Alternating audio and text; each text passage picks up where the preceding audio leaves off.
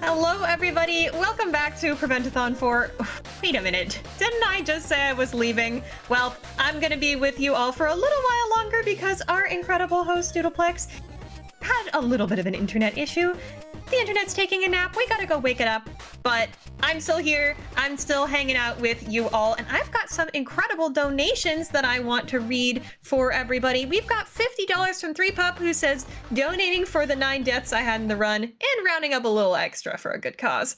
Thanks for the support, everyone. Less than 3. That is absolutely incredible, 3Pup. And that donation went towards 2 things, just like I was telling y'all, chat. If you can scroll down to the incentives and pick 2 things to split your donation into. One of them was that cat incentive, that cat hide and seek incentive, which we have now met. Thank you all so much for all of the support on that. And it also went towards that Zelda 2 file name for our Zet as the file name. And that means that that $21 wasn't winning that Zelda 2 file name until we got a $10 donation from Suave Peanut, who provides no comment, but puts that back towards Alan Wake on the Zelda 2 file name. That means that Alan Wake is still winning on the Zelda 2 file name by $4 above our Zet.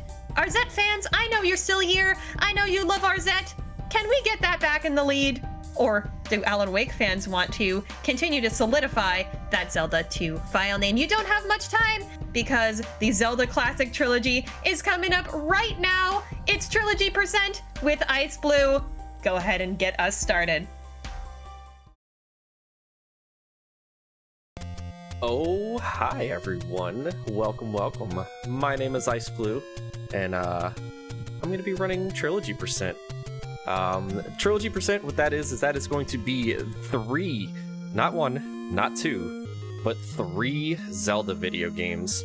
So we have the original, The Legend of Zelda, followed by Zelda 2, The Adventures of Link, and then we will be throwing the NES across the room, swapping it with the Super Nintendo, and playing Link to the Past. Joining me on the commentary, I have a good friend, my friend Phantom, who is also going to be running right after this. They're going to be running Twilight Princess. Phantom, if you want to introduce yourself. Hello. I know nothing about these first 2 games, but What do you mean? Ice did explain. I sent you a screen paragraph. scrolling. You know the whole Yeah, lore. yeah, everything that I ever need to know. Yeah. I'm sure I could do it right now. Yeah, exactly. You could probably get a sub 30 right now. But yeah, so Satan, you want to tell me who the winner of the file name for Zelda 1 is? I would be glad to. It is Alan Wake. Oh my goodness. No spaces in there, just Alan Wake. Chad, are we gonna allow this to happen? Are we gonna allow a 3 sweep? Right now, Alan Wake is still winning Zelda 2, and Alan, just Alan, is winning Link to the Past. So chat, if you want to change that, you don't have much time. All right, shout outs to Alan Wake fans. Chat, change it up for us. Don't let Peeves and Suave win these bid wars. You gotta. I mean, and also, I mean, don't we have one nice little incentive as well. So we sure do. We have it for that bonus game. Ooh. So speaking of, I just want to remind everybody that that bonus game will be unlocked once we get to $3,000 on the marathon. Cumulatively, every single one of your donations goes towards that. And the bonus game, if you want to see that bonus game, now you can donate towards an incentive on that bonus game as well, which is the Zelda Cat Outfit Quest. If met, our very own Iceblue, we'll do the side quest to unlock the cat outfit and wear it for the rest of the run. So we've got more cat stuff coming up for you, chat. We've also got Iceblue coming up for you, so let's get that run started. Yeah, Phantom, are you ready? Sure. All right, well, we'll go ahead and get started in 3, 2, 1, go. All right, so The Legend of Zelda. This category is called any % no up A. And what the no up A stands for. So on the second controller, if you pause the game and then on the second controller press up and A at the same time, you can actually simulate a game over. And that's used in like 100% category, It's used in, well, some other categories that allow, that simulating a death or a game over brings you to the start of a dungeon, or it brings you back to the start, like the start screen where you can pick up the sword. And immediately starting off in this run, you saw me just kind of walk through the screen. Those are called screen scrolls. And screen scrolls, they're pixel perfect.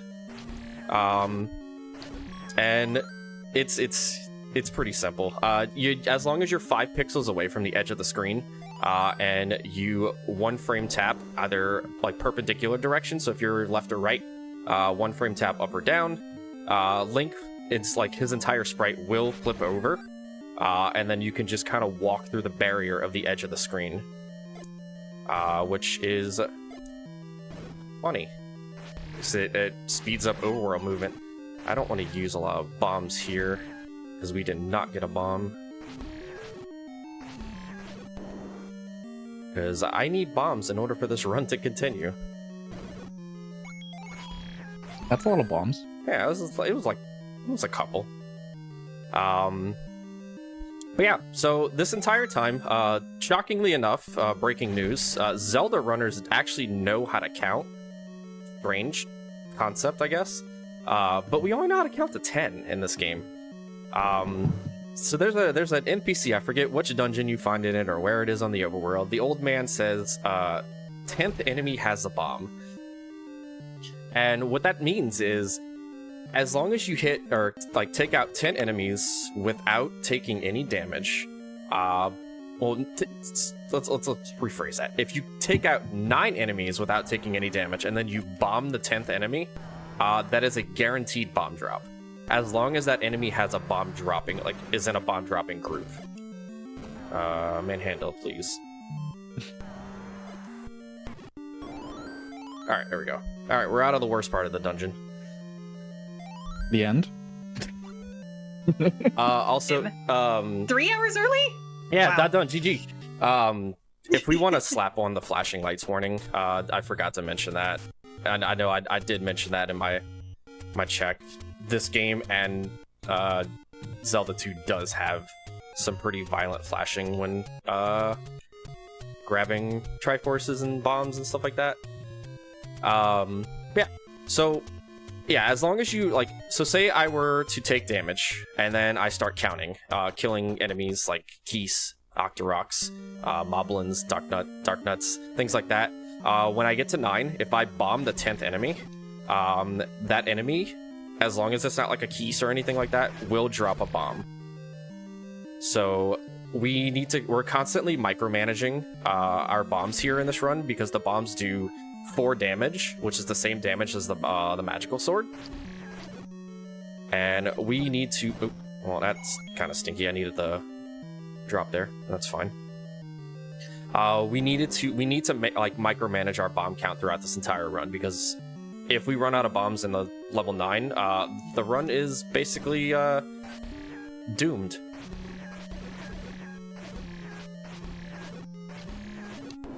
I'm just counting there. So my count there is 9, or actually no, it's 11. So I won't be able to actually use any more bombs here because I need to have 3 bombs. Okay, just give me a moment. No, the pancake. Shoutouts to pancakes, by the way. But yeah, so I need at least 3 bombs. Yeah, I need at least 3 bombs here in order to finish up this dungeon with the route that we take. So that's why I was sorting those down rather than using the bombs. A little bit of an overcount, sometimes that happens. I never said Zelda runners were good at counting, I just said that we had to count to 10. So, definitely something to remember there. Can Zelda runners count to 550? I know that's quite a bit more than 10, but I feel like they can. And that's, by the way, the amount of money that we need to get that Zelda cat outfit quest incentive met for the bonus game, The Legend of Zelda Echoes of Wisdom. Remember, we still need to get to $3,000 on the marathon to beat that bonus game. Our very own Iceblue, who is running right now, would run that game. So every single one of your donations goes towards that bonus game, and you can put it towards that cat outfit incentive as well, or the bid wars. Right now, we've got a $5 donation from Mel1997 who says, simply, hashtag Alan Sweep. And that went towards the Zelda 2 file name. So, you don't have very much time, chat. If the Alan haters want to bring back Zelda 2 or Link to the Past, they don't have that much time. Also, if the Alan Wake lovers want to make Link to the Past Alan Wake instead of Alan, they would only need to donate $21 towards that. So come on, chat. Give me your ideas for these file names. Now, I technically could use 2 files and name it Alan and Wake, because Link to the Past only has a 4-character limit for their files. So I definitely could do that. Okay, so chat, did you just hear? If you donate towards the Wake file name, which somebody needs to put any donation in towards to get, then we can have Alan and Wake during Link to the Past. Do we really want to wake Alan though? They sound like they're upset. We can disrupt the Alan sweep as well. I mean, who wants to see a sweep? Who wants to see it? I'm not sure I do. We got any Alan haters in chat? I don't want to see a sweep. I want to see some donations go towards these incentives and bid wars.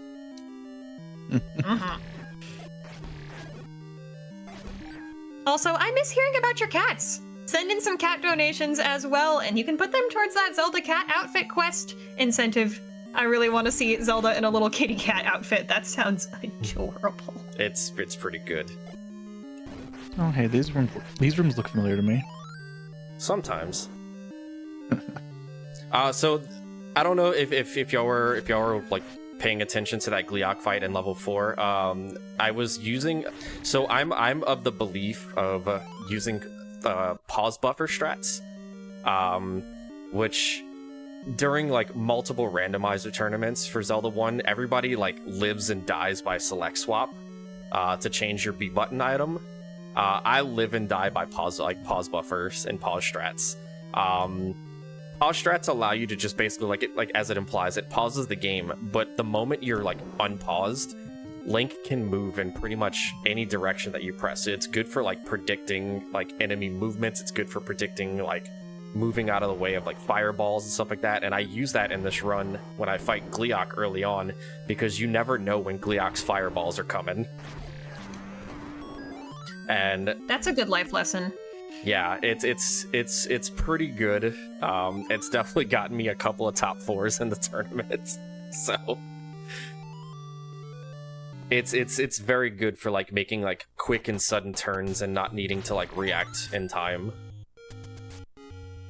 But yeah, like any other NES game, this or any other like game like this game has like predetermined drops from enemies. So there's a hidden table in the game for each enemy group. So you have like your Octoroks and your, levers here. They're all in their own specific group, and they have their own drop rate. Blue enemies on the overworld have a 41% chance to drop a bomb. So this global table cycles anywhere between 0 and 9, and it just keeps recycling over and over. And every 0, like the first kill on like a power cycle or a reset, the 5th kill and the 7th kill will have a 41% chance of dropping a bomb. Now, as a Zelda speedrunner, when you're speedrunning this game, the 41% chance is actually in the negatives. So whenever you need a bomb, it never actually happens. So it's always the funny thing of this like speedrun. Is we're always just like, yeah, I have I need a bomb and I didn't get it. Nice. And then you have like the ropes here. Ropes are in the I drop 600,000 rupees per second drop table. And we pretty much use this dungeon as our means to get the amount of rupees that we need throughout the run. Backup is we pick up a 30 secret at some point.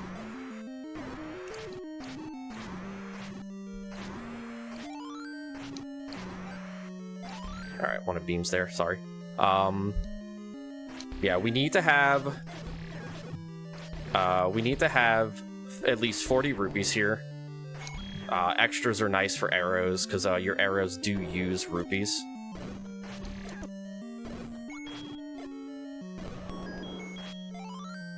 I'm gonna grab that just in case.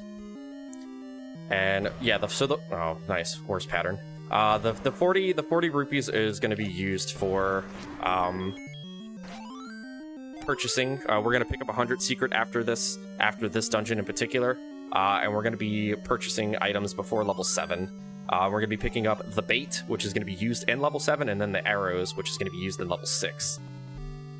And that is pretty much our only rupee constraint in the entire run, other than needing 1 rupee to fire an arrow at Goma, and 1 rupee to stick the silver arrow in the Ganon's forehead.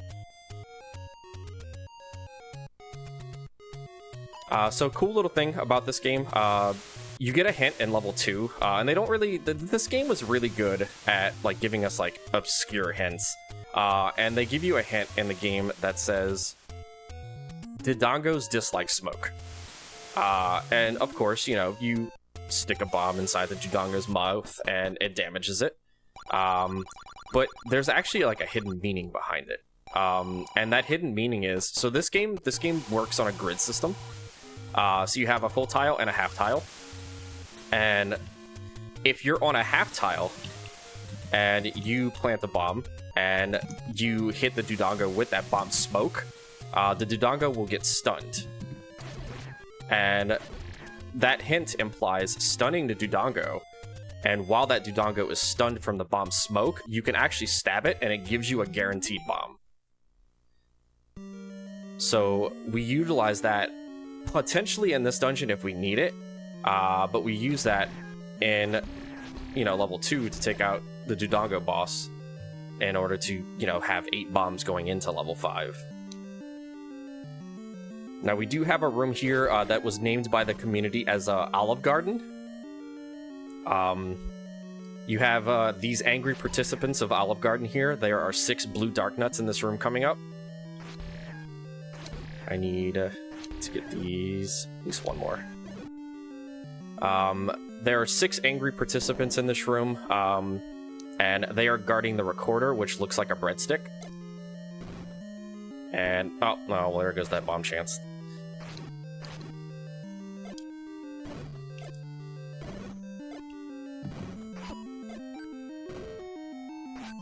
You have to be careful with bombing blue dark nuts, or any dark nuts in general. If you bomb in the direction of their shield, it will actually deal 0 damage. Really.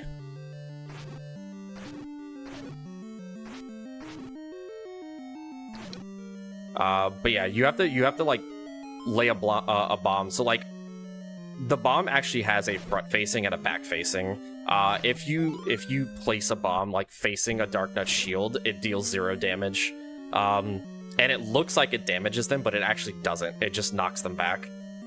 So you like as you saw, like I was trying to like walk in the same direction as the dark nuts there and lay bombs, so they would walk into the blast.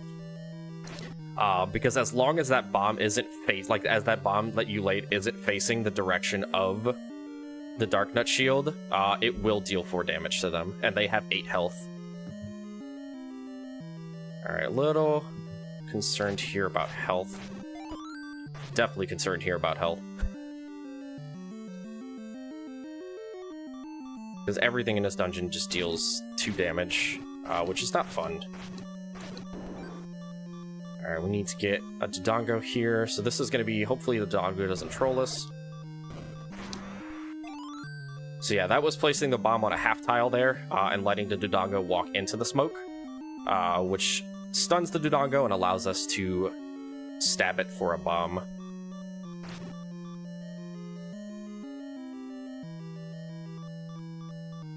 Alright, we gotta be a little bit careful. We might die here, and that is okay. Level 5 is the equalizer of this run. Alright, good, we didn't get a bad pattern. We have 1 more room for the boss, and it's still not over. This boss could take us down. But I will probably be using pause buffer strats here.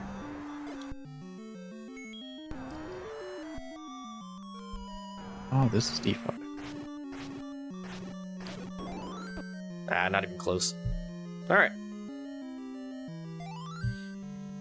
So we are out of there. Wasn't even scared, wasn't even concerned. And now we're going to be using this recorder to basically traverse the overworld. So the recorder has a unique function in this game. Gives us the ability to just play the recorder. And we're going to be picked up by the sweet dulcet sounds of the Super Mario Bros. 3 sound. And whatever Triforces that we are holding it considers those the cleared dungeons. And the recorder works on a counter system as well, starting at 1. So whenever we play the recorder up or right, it actually increments the counter +1. And if we play it down or left, it drops it by 1. So it allows us to basically go up and we just have to keep in a memory of which dungeons we've beaten. In this instance, we've beaten 1, 2, 3, 4, and 5. So it'll only bring us to those 5 dungeons. But by playing it down twice, we go from being at the 1 counter to 5 and then to 4, which brings us closest to level 7. Because we're going to be going to level 7 first, and then we're going to be going to 6 after this. And we do that because we need 12 hearts before we make it to level 6 to pick up the best sword in the game.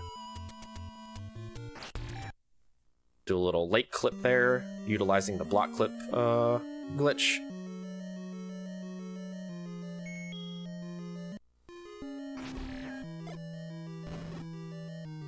Had to utilize that donate button, by the way, ! Donate in chat. I want to see some donations go towards that Zelda cat outfit quest incentive. We need $550 for that. That will make Zelda wear a little cat outfit. It'll add 5 minutes to the marathon, so that means that that's more Prevent-A-Thon if you donate towards that. Also, we're getting pretty close to Zelda 2, it's looking like. So if you want to get your donations in towards that Zelda 2 file name or that Link to the Past file name, remember any donation towards Link to the Past file name for Wake will get Alan Wake towards that file name. You gotta do it now. Come on, chat. Let's get those donations in. I promise you want to see the cat outfit. The cat outfit is really cute. So cute. So cute. You can always tell me about your cats or your favorite fictional cats in your donation. Would love to hear about it, no matter what you put your donation to. And also remember, we haven't unlocked that bonus game yet. It's for Zelda Echoes of Wisdom, the new Zelda game where we play as Zelda. We need to get $3,000 on the marathon for that. That means it's a milestone donation, and that means every single donation goes towards that bonus game. We are a little bit under $300 away. And chat, I also wanted to remind you that because we're donating in Canadian dollars, CAD, that means that your donation actually goes further. $300 in Canadian dollars is only $217 in USD. So that means we're even closer than you think. And chat, you can do wonders with your donations. Let's get those donations in. Okay. So this is probably one of the scariest rooms in the entire run. Wall masters in this game, as they do in every other Zelda game, they if you're grabbed, they take you to the front of the dungeon. And with this, how long this dungeon, don't mind that, by the way.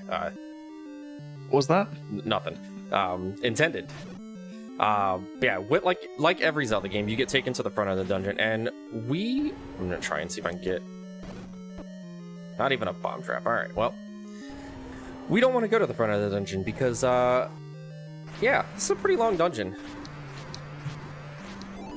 And being brought back is like a 2-minute time loss. Just getting wall mastered there. Thankfully, it's the only instance of wall masters we have to worry about in this entire run. Alright, so coming up here, we actually have a really cool trick that utilizes the screen scrolls. Ow. Buddy, those arrows are sharp. So, instead of taking the Lost Woods secret passage, we just kind of clip through the forest there, and then we're actually going to do something here called the World Wrap. And what the World Wrap is this is the other side of the overworld, by the way. And utilizing a screen scroll on that specific screen gives us just enough to kind of screen scroll right, and then kind of like utilize that block clip glitch feature, trick, whatever you want to call it, to get onto those like raft tiles there, or ladder tiles. And you can just kind of like go to the other side of the world. And then we immediately jump into another glitch there, which was actually just recently found, like within the last like 5 years, by a member of the Z1 community named Rooslugs. They found like the ability to, like, if you get picked up by the whirlwinds, and you hit the raft, like the raft tile, and like send the raft up, it actually confuses the game into like where to send Link, because normally it sends Link, nice double bombs. Normally it sends Link to the the designated dungeon or whatever counter it's on.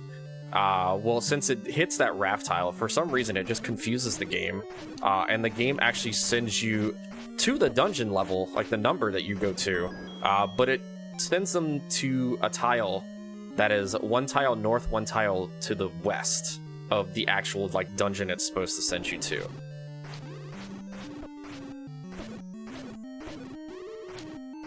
And we found like this entire route was like pretty much like formulated around using the recorder, as we call it, in order to make this route possible. Because previously we used to buy a blue candle and do that, but now that we figured this route out, we pick up the red candle instead, saving the money, and we basically just utilize the recorder to bring us straight to the graveyard. So it changes up a lot of that early routing. Oh, bubbles. Not bubbles. I should probably stop getting hit. Except for that guy. That guy can hit me, it's fine. He doesn't do any damage. But yeah, it sort of revolutionized a new route that was slightly faster, in my opinion, and it was also slightly safer. A lot more runs got off the ground and stayed, going rather than resetting in level 5 because you were short rupees or short bombs.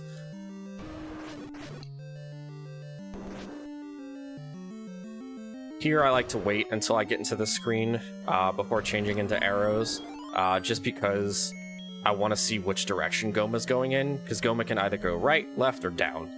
Down is obviously the best pattern we want, just because you don't have to move, you just fire an arrow and Goma's gone.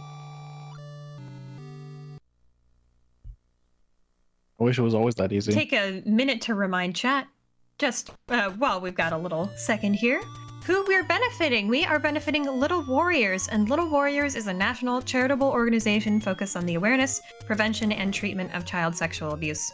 They also advocate on behalf of and with child sexual abuse survivors. For more information, visit littlewarriors.ca or type !info in chat. We are here doing amazing work for Little Warriors, and we also have some incentives and bid wars that are open right now.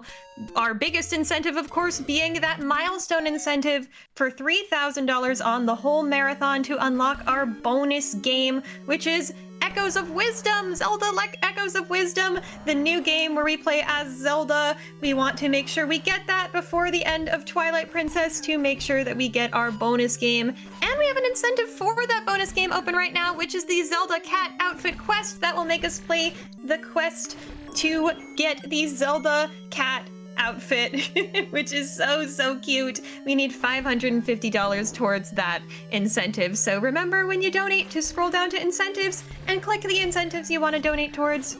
Thank you so much, chat. I feel like we should like have like a teaser image of the cat outfit from Echoes of Wisdom and just kind of like tease chat with it. Teaser. Interesting.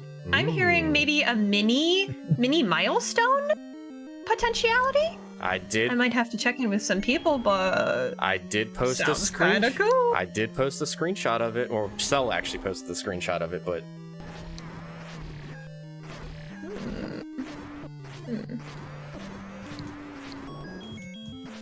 So it's definitely something that's possible. Definitely something that's possible. I mean, chat, you're not gonna be sure that you're gonna see it though, unless we meet that Zelda cat outfit quest. You're not gonna be sure. So let's put those donations towards that. And all of your donations, every single donation, no matter whether you put it towards that or the file names, goes towards that bonus game. It's always a 2-for-1. You get a good deal here at Prevent-A-Thon. All right, we are on our way to level 9, the final dungeon. So, chat, are you truly gonna let the Alan Wakers wake Alan?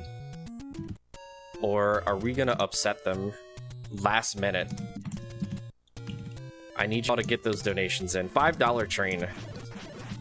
Let's A $5 train is a great idea. I want to see us get to 2,800 as fast as possible, and I think that's going to be a great way for us to get there. The only Alan sweep I want to see is a picture of Alan Wake in a maid costume sweeping the floor. Oh, wow. That would be quite something. Chat, if you want to donate, tell us what outfit you'd like to see Alan Wake wear, if he could wear any outfit. I really want to hear about that. All right, not really. My current pick? Oh, go ahead. My current pick, Link cosplay. Ooh. All right, so not really wanting to take damage there. You don't want to lose beams in this dungeon, but there's a 99% chance that you lose beams, just because Wizrobes are jerks. Yeah, you're just... Ganon pays them the big bucks. Bye, Patra. So most obscure hint in the game, just go to the next room. No information. That's pretty informative. I don't know.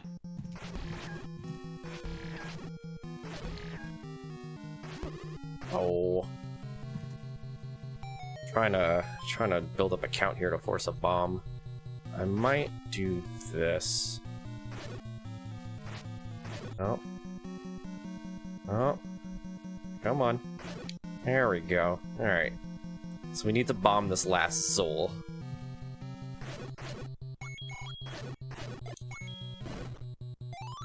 Alright, now I don't have any bomb stress for the rest of the run.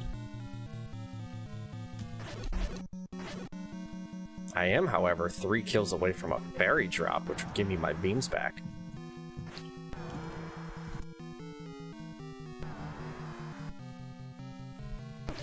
Never mind.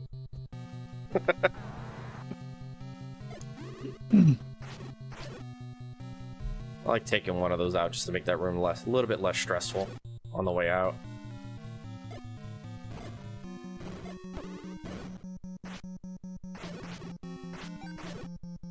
Actually, we'll do this since the bubbles are there.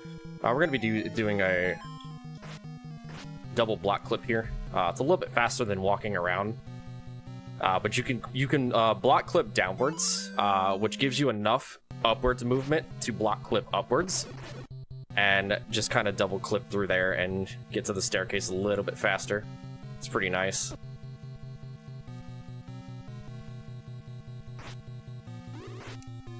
Alright, we gotta be careful not to press the B button here. These are the only, the last 2 bombs that I need for the entire run, and if I use one, we're doomed.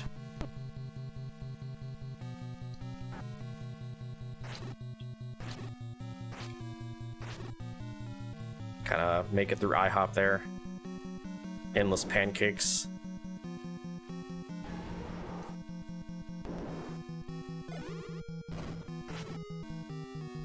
Yeah, this dungeon is like full of like Wizrobes and oh cool, then I can just do that.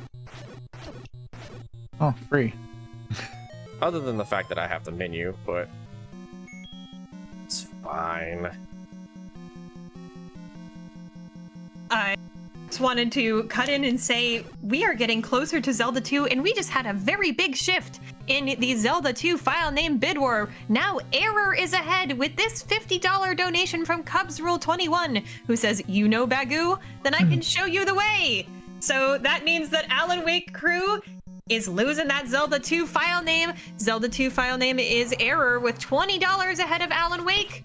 We're also getting much closer to $2,800 on the whole marathon, so come on, chat.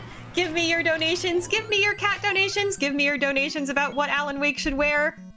Let's do it. Don't mind that. I unplugged one of the RCA cables on the screen, so we lost color. I'm kidding. I didn't do that. Oh. Oh. Alright, so that pattern for Ganon there. So Ganon, like in this run, Ganon will always spawn in the top left of the screen there. By the way, this is time for Zelda 1. Ganon always spawns in the upper left there, and then he has a 50-50 of spawning in the bottom left or the bottom right.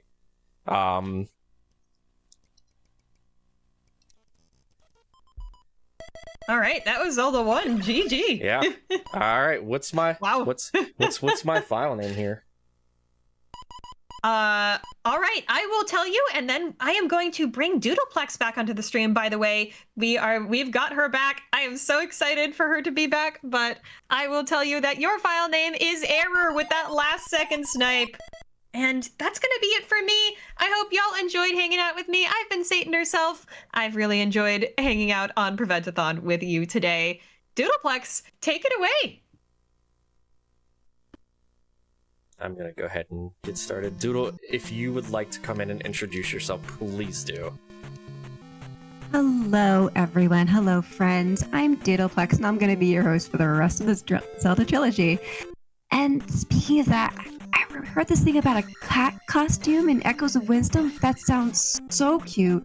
I want to see that. So I heard something about cat donation. That sounds like a great idea. Please tell me about your cats, your cat friends, even if you don't have a cat.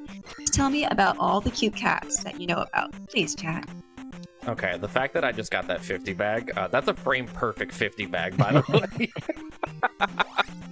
I was waiting.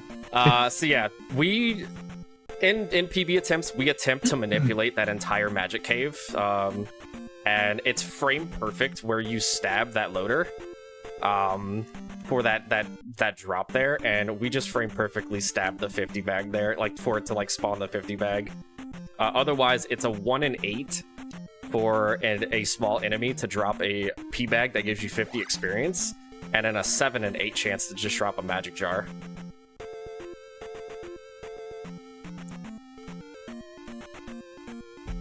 But yeah, I wanted to, oh, I was late. I wanted to go over the Ganon spawn in in Zelda 1. Nope. No. Alright, well, we're just gonna have to take the screen. So that spawn that we had, where Ganon just spawned all, like, on the right side, the bottom right side, we call that the Matthew McConaughey Ganon, because he spawns all right. And you can blame the Zelda 2 community for that one.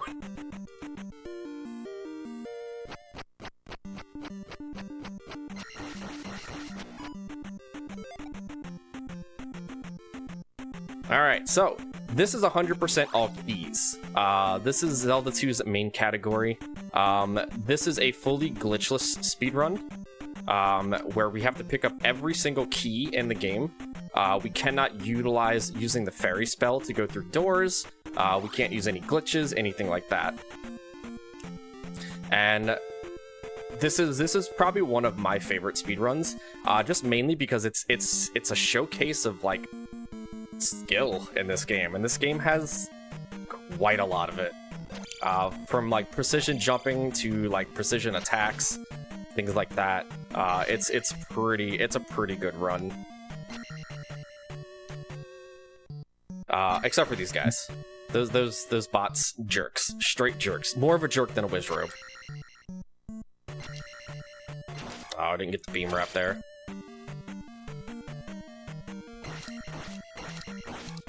But yeah, we're gonna be utilizing a lot of like jumping attacks like that, just so we don't lose like any like animation frames, because kind of like how RZ was, if we attack on the ground, Link just stops in place.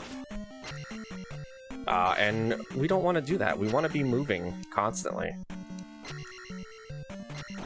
I keep missing these beam wraps, and that's very upsetting. Alright, I'm washed. Oh, never mind. I'm back. We're back. We're so back.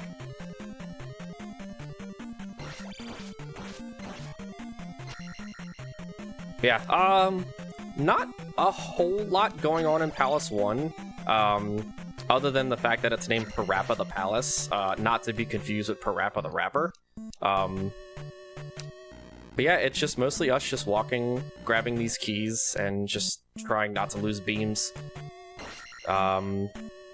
So, chat, I implore you. You want to see, if I have to like bust out my my Jedi impression and like get y'all to donate towards Echoes of Wisdom, I will. Maybe I can help with that. I've heard if we reach 2,800 Canadian dollars, we'll get a picture. Ooh. On. Is it a spoiler picture? Check. We'll release Zelda cat pictures on our socials. I really want to see that. It sounds like looks we're we are $84 away from that. I want to see that, chat. Put your donations in towards Echoes of Wisdom. Just more cats. Let's just go. Yeah, you don't want to miss the Echoes of Wisdom speedrun, I promise you. It is an absolute treat. Within 2 days of the game coming out, we found a massively game-breaking glitch that allowed us to just wrong warp wherever we wanted. It's pretty wild. The category that's going to be run is all dungeons unrestricted, so we do have to go through and beat every dungeon. So we won't be doing, like, just warping straight to the final boss. Because that doesn't show off the game. Now, all dungeons does, it just shows off us, you know, just cheating our way to every single dungeon, which is pretty cool in itself.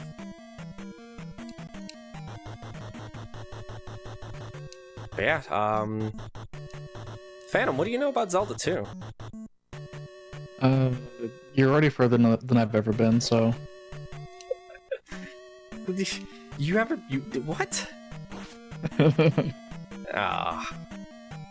How many channel points do I need to redeem in order for you to play Zelda 2? 1 million. Alright, I'm saving. I'm like, a fifth of the way there already.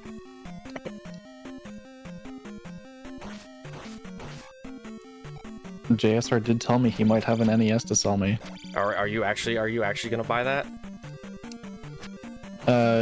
He already sold one of his, but he said he might have another one. Okay. I mean, it's RGB modded, so that's like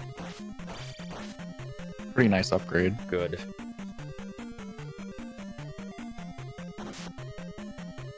Doodle, have you played any Zelda games?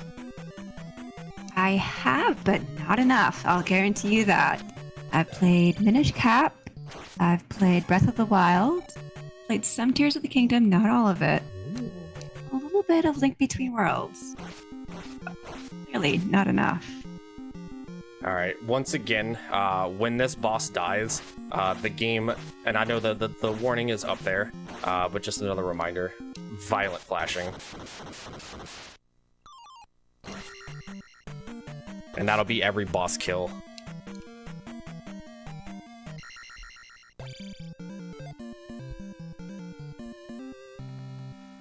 Chat, send in your donations.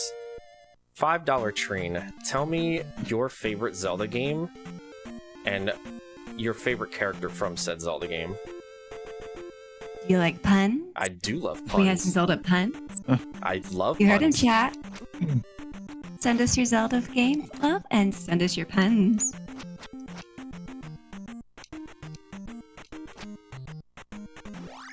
Alright, it's gonna be a little bit of a weird walk here.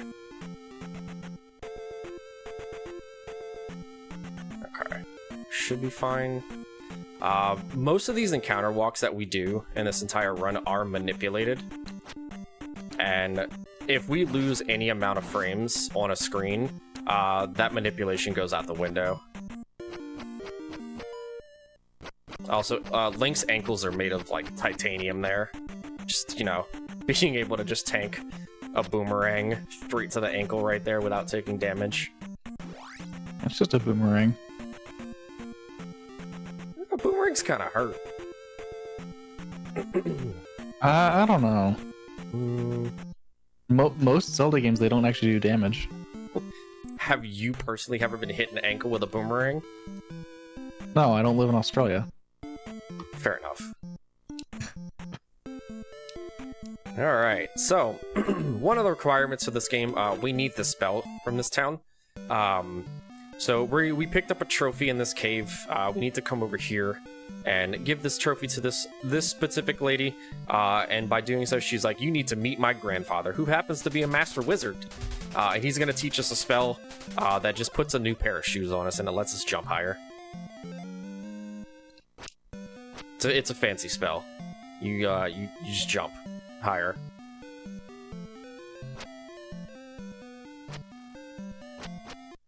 That seems pretty useful. It will, yeah. I mean, definitely. It saves us big time, you know, in some instances where we need to jump over hidden pits and other things. We'll get into that more later. That's it's for another palace. Do a little wiggle there. Kind of like manipulate those NPCs. Normally for PB attempts, we want to be attack 4 exiting Palace 1. We did not get one of the P bags, and it's very unfortunate, but it's okay. Because I always practice attack 3 Death Mountain anyway for marathon runs.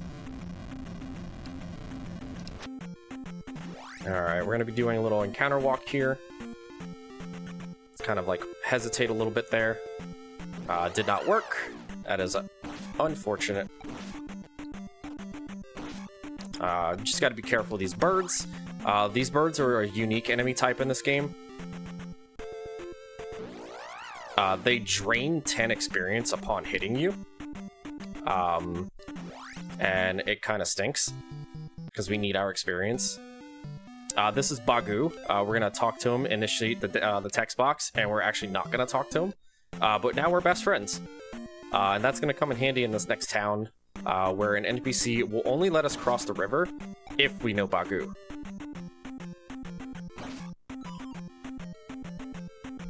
Try and hold off on this level up. Cool, I can get it on Death Mountain.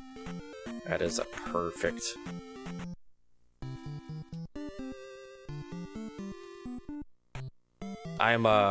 Don't mind me jumping over like door frames. It's the OCD and ADHD in me. I don't know why. I've just always been the person that just jumps over door frames for whatever reason.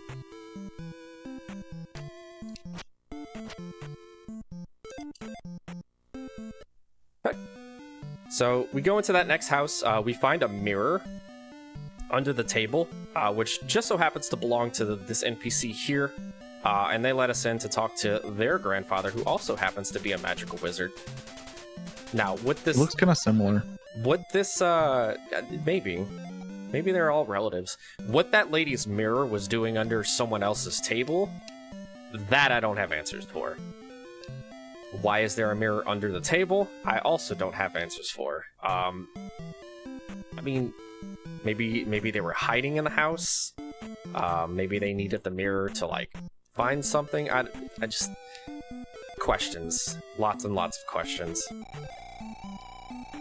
We're gonna take that safety magic up there.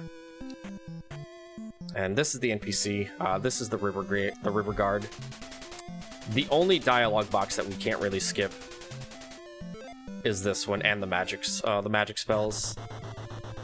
Bagu is the only one that allows us to just, like, talk to and just immediately close out the box. And then we're coming up on my favorite part of the run, but also the hardest part of the run. We have Death Mountain here.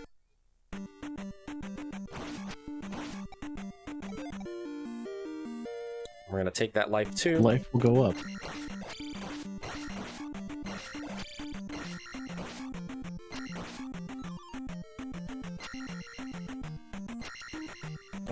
For an update on that cat outfit, we need $34 more for that, and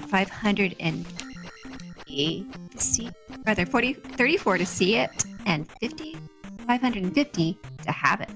Come on, chat. I want to see the cat outfit. It sounds adorable. Please put your donations in with exclamation part donate in the chat. Go to the website and put your donations in now.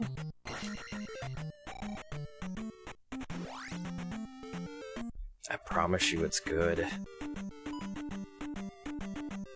Alright, so Death Mountain is very scary because A, we're life 2, attack 3, and they introduce enemies in this game on the Death Mountain. And Death Mountain only called Dairas. Those are the very angry axe-throwing enemies that we see in there. They are not happy to see us. They deal a ton of damage. And, ow. That is why I grabbed that. I need that kill. And they're not happy. And I mean, I don't blame them. They've been stuck in a cave for who knows how long. I'd be pretty upset too.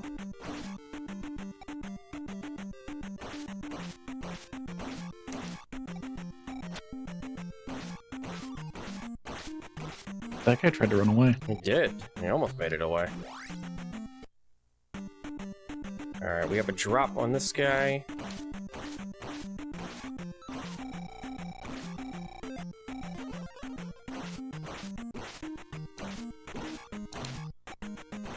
Bots are jerks, as usual. And you'll see me using, like, pausing the game and, like, reinitializing a spell screen. That's just because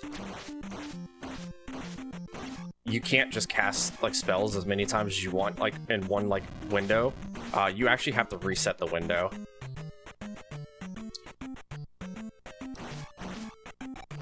Oh. Oh. Oh. Okay.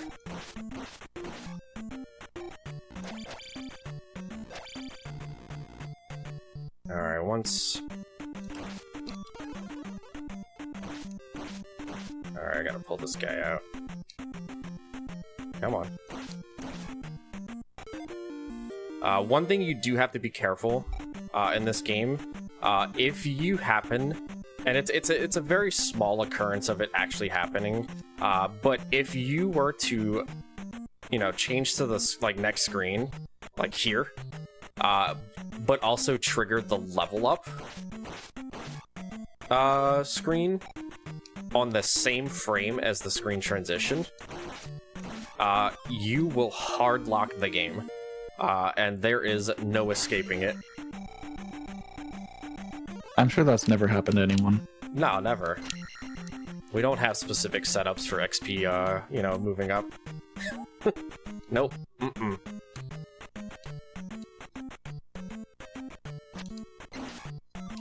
Don't want to lose our beams here.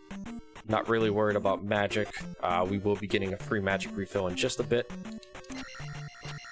But yeah, it hard locks the game. It darkens the screen out, and you just can't do anything. You can't pause it. Can't you can't like up A on the second controller. You just have to reset the console.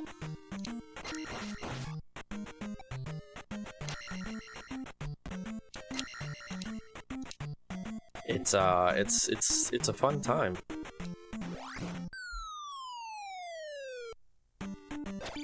Oh. Question. Yeah. It's your first Zelda game, or if not, what was it? My first Zelda game? Hmm? My first Zelda game was the original. The Legend of Zelda. I owned both Zelda 1, Zelda 2, growing up. I am pretty old. So, I had these growing up. Well, you're basically the same age as me. What about you, chat? What was your first Zelda game? I'd love to know in a donation.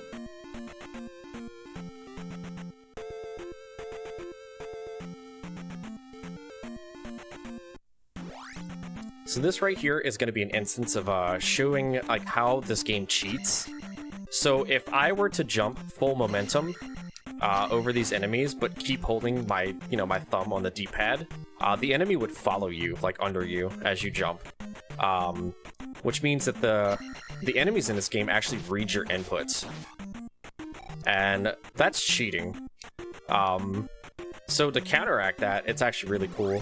If you jump at full momentum and just let go of the D-pad, the enemies just stop in place and they just watch Link jump over them. We're gonna... Okay, cool. Well, that is an intentional encounter on the road there. That sets up our next walk coming up here to Medicine Cave. By walking left on this grass tile, we're gonna set those two spawns up, just walk.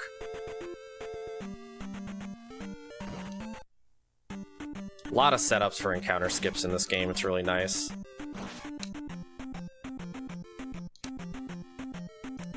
We also set up that drop a little bit in order to, like, if we get the drop there and we don't pick it up, it just kind of despawns the rest of the, like, fish heads.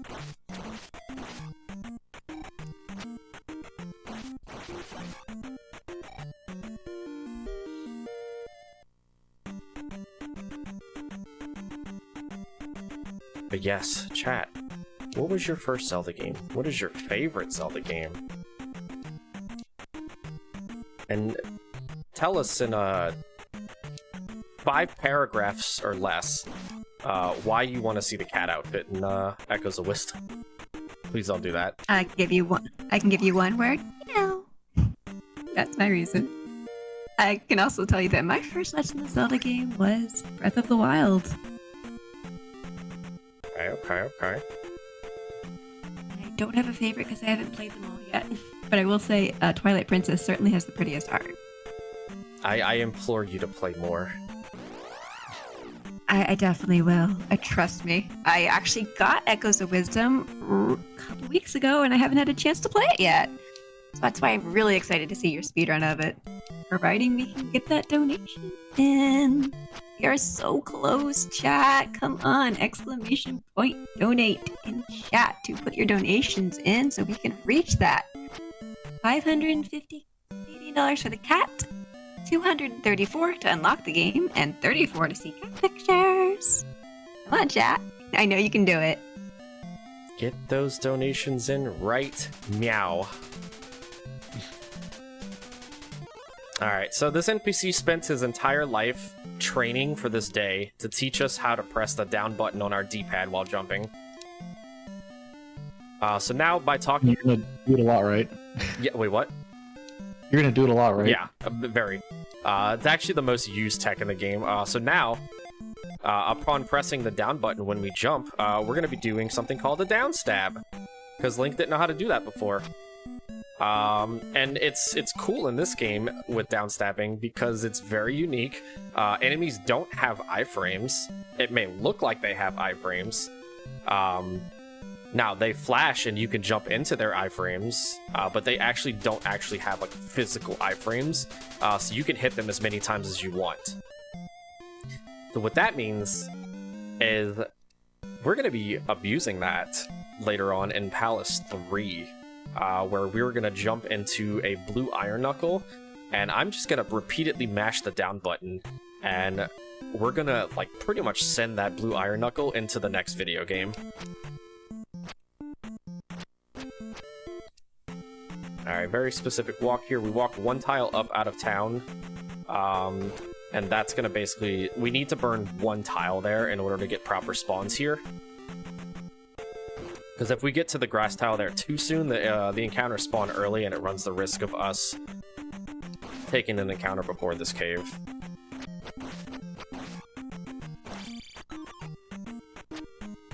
I forgot I was on a different drop route here. It's okay. Alright, so we're gonna cast... We cast Fairy upon picking up a lot of these items, just because it removes the animation of Link holding the item above his head. And it's a little faster. Allows us to move a little bit more freely. And it sets up a walk here, hopefully if we get it. Alright, we didn't get any back spawns, which means we have to take a road encounter here. Swamp Walk is very fun, TM. So now we have a chance of taking an encounter here. Which we might be lucky. Not even close.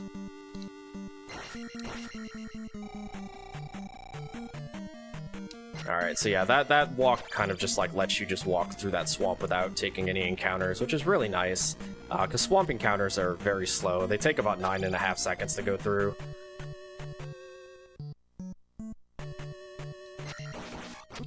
No, my beams.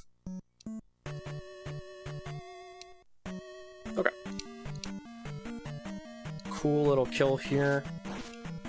Except I messed it up. Which is okay.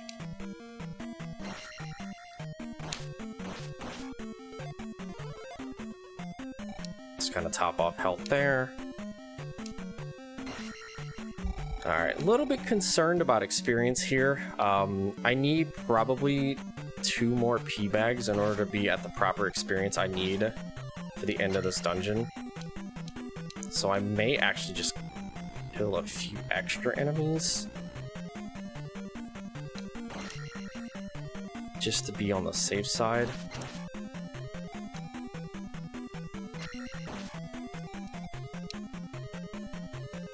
Alright. Kind of push that stout post back.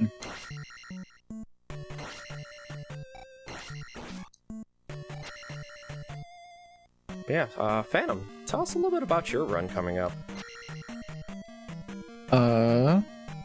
Well, Twilight Princess is a very long game, and surprisingly, randomizer is shorter.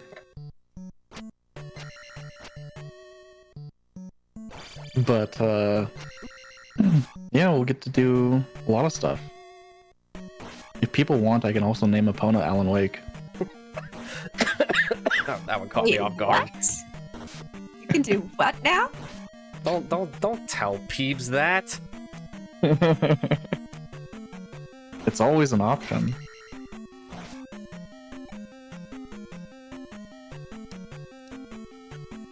There's no incentive for naming Link or Epona, but they are text fields at the start of the game. Chat, you heard it. You heard it here. Do y'all want to name Epona Alan Wake? I guess you'll have to donate to tell us. And since it's randomizer, in vanilla speedruns, because of a glitch that gets used, the names you enter at the start don't matter. Because the glitch overwrites the names with Link and Epona. But that glitch doesn't matter in rando. So we just don't do it. The names actually would stick.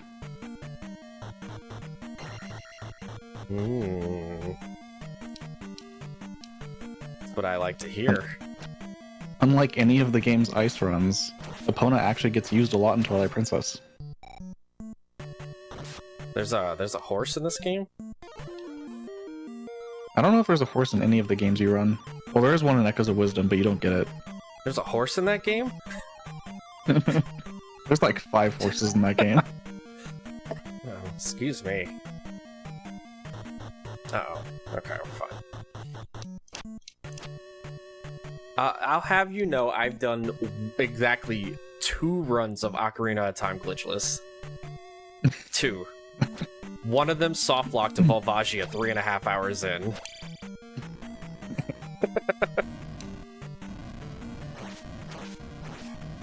Waiting for Echoes of Wisdom Evolve to also soft lock somehow. God, I hope so. Well, someone had a thought about that comment about naming Epona. We have $5 from Alara. Here is $5 to prevent Epona from being named Alan Wake. Thank you, Alara.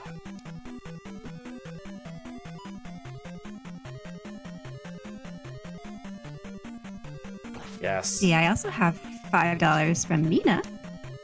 First Zelda was 2. Favorite is a tie between Majora's Mask and the Link's Awakening HD fan remake. Favorite character is Princess Ruto. Mother's maiden name is... Wait, is this an elaborate attempt to get my bank security questions? I'm on to you, Iceblue. Good luck from the restream box. We'll just take the death abuse here. Refill everything. Yeah. Is it an elaborate thing? No comment. But also, keep those $5 trains coming in. And for legal reasons, this is a joke. Include in the donation the you know, the 3-digit code on the back of your. No, I'm just kidding. Please, please, please, don't pull me.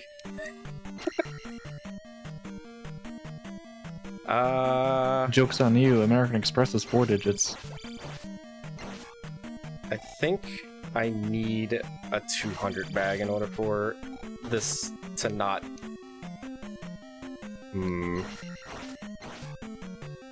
I'm very concerned here. Okay, I'm gonna have to walk through this palace again without tossing the gem. This is a pretty bad XP.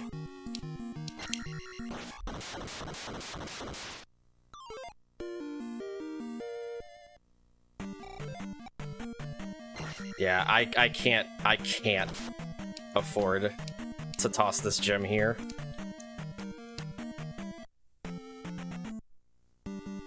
Which is very unfortunate, and this very, very, very rarely happens in a run. But yeah, no, I have to have that that gem toss give me attack 6. Otherwise, this entire run is practically, like, over.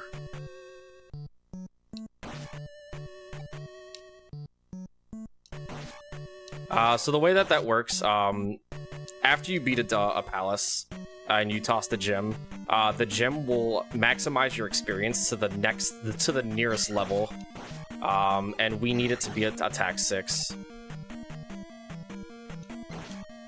Also, got to be careful. I'm not used to doing this palace again with the club. I definitely almost went and took a nice little lava bath. Oh, there's the bag. A little late. Yeah, just one kill too late. Maybe I should have killed that that Chewy. It's okay. This just means we get more Zelda too. We love more Zelda too, or at least I do. I don't know about y'all. I mean, I love more Zelda in general. Which means we still need a little bit more, chat, to get that Echoes of Wisdom running. You really want to see it? Not to mention we can get a cat costume? That's just adorable. Come on, chat, put your money in towards it with exclamation point donate in the chat. Chat, 24 CAD gets you a teaser picture of the incentive for Echoes of Wisdom. You want to see this costume. I haven't even shown my own chat this costume. Alright, excuse me. We're on a mission here to go through here.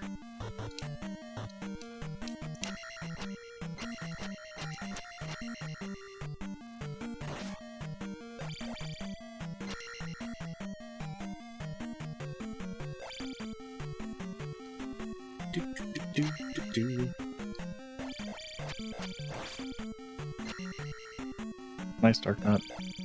He just wanted to play a little bit. Alright, so we're gonna pretend like this is my first pass through this palace. Wow, Helmet Head was a hard boss. Alright, anyway, moving on.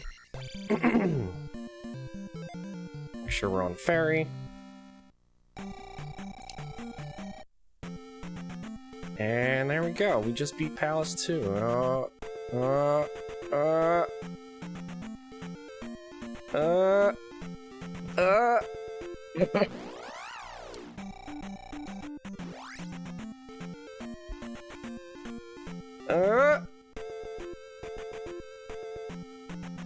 I have never in my entire life had a 0 encounter swamp walk here. And all you had to do was walk through the dungeon twice. What do you mean? I walked through it once.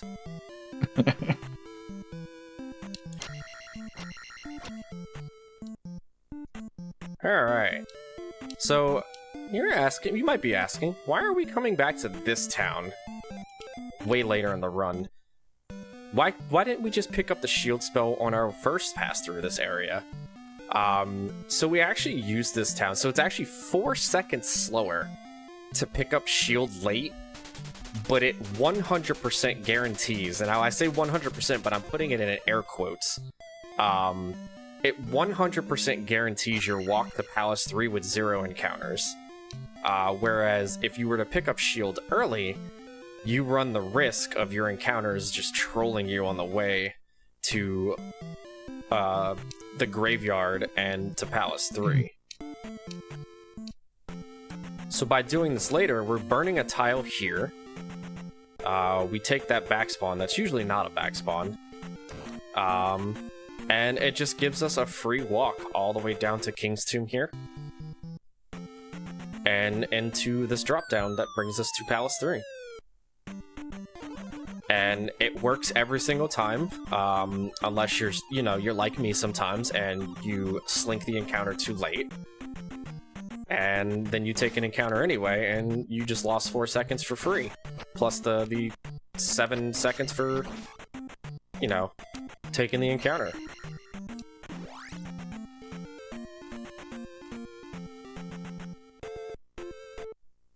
Kind of pause buffer there in order to get through that encounter. Oops. Promise you I pressed jump there. I believe you. I believe you too. I also believe we have a donation dirt for you guys if you want it. Absolutely, always. I've got $5 from Lower. Their first game was Link to the Past. Favorite game? The Past. Favorite character? Hard tie between, I'm going to pronounce this because I don't remember. It's done. Vati and Midna. What was that first one? Melody? I know it's from Wind Waker. I don't remember how it's pronounced. It's the, Rudo, the bird. Okay, yeah, I know who you're talking about. Vati? Okay. Vati, yeah. Phantom's pretty familiar with Vati. If only I wasn't. Well. Thank you for the 5. Shoutouts to Link to the Past.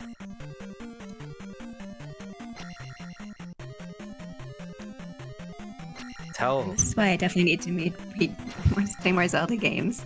That seems like chat does too. Yes. I've got $5 from Alara. So I have a confession to make. I have played very few Zelda games. Link to the Past, Link's Awakening, Ocarina, Majora, Twilight, and Breath. Start Tears, but I didn't like it. I really want to play Echoes though. And I really want to see Echoes being run. Come on, chat. We're getting closer and closer. I know you can do it.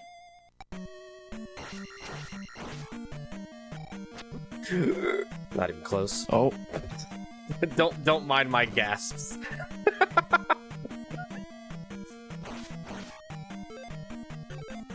We're gonna skip this just so I can do this. Alright, this is the instance of the jackhammer with downstab. Normally that takes 5 hits. But since enemies just don't have iframes, we're just gonna relentlessly punch that blue iron knuckle directly in, their hitbox.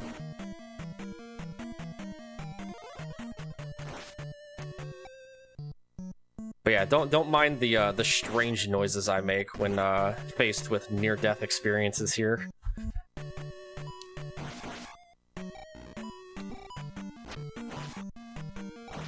Oh, never lucky. I'm actually gonna... Oh. Oh, okay. Interesting.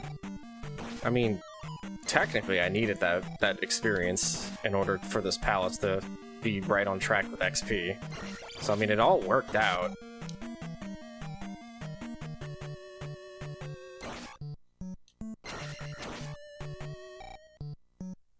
Chat, I will tell you that despite running all these different Zelda games and 2 being one of my favorite speedruns, my favorite Zelda game is Wind Waker.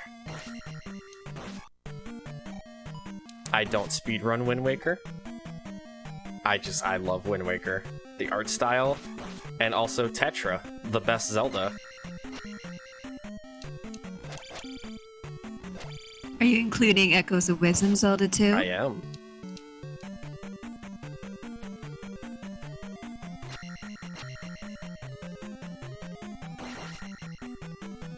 Alright, so that drop there made our XP fine.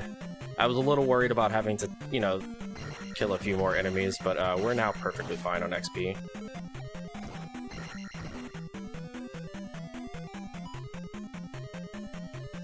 Alright, so we're going to be standing in a very specific spot here. And we're going to basically just hit this horse twice.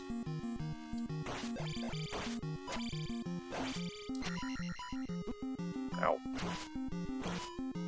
And we're going to take out the horse very quick. Oh, there is a horse in this game. Yeah. See? And you say I don't play any Zelda games with horses in them.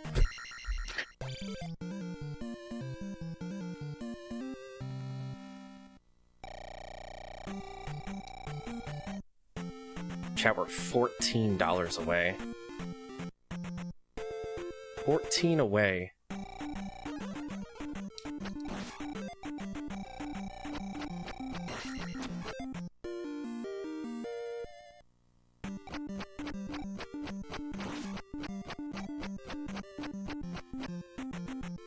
Alright. So, kind of a... We don't want to lose beams here, but we also want to kind of avoid picking up any jars here, because we're purposely burning magic here for a magic refill that we're going to take in town soon. We're finally entering the eastern continent here. This is where the difficulty kind of ramps up in the game, especially with us being so low level as far as like magic and like health. Things start to hit very, very hard. And yeah, there's an enemy coming up here that's on the left that just hits for 3 hearts. Okay, that was a weird spawn. That was... Okay.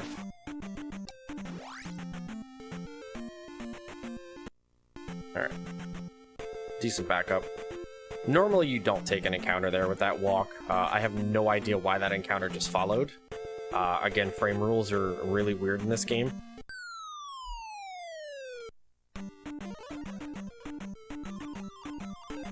Refresh that. Pick up the missing kid that got stuck on Maze Island, and that's going to lead us to our next town. One of the first, like, one of the few instances of this game, like, actually requiring a backtracking adventure. You are required to come here, pick up the lost child, and then bring it back to the village of Darunia. Or as I call them, I call all the towns by their spell names. So it's Reflect Town. And we need the Reflect spell to beat Palace 4. It is pretty much a hard requirement here.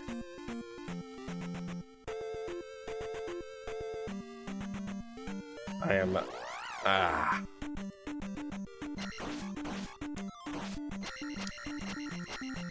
I'm getting some very weird patterns. Alright, so I'm going to be stabbing, just like stationary, 4 times on these screens. And what that's going to do is that's actually going to set up a proper encounter spawn, to where it makes the encounter walk into Link. And there's actually 2 hidden tiles there that actually have forced encounters on them, which those screens are longer if you were to do them normally than they are just to take the encounters on them. It's actually a little bit shorter to take the encounters or on those screens than like do the forced ones. But it's also a little bit unsafe because those enemies that are the levers that are coming out of the ground at life 3, they hit you for 3 hearts of damage. This NPC also trained his entire life to teach us how to press the up button on the D-pad, which is substantially not as good.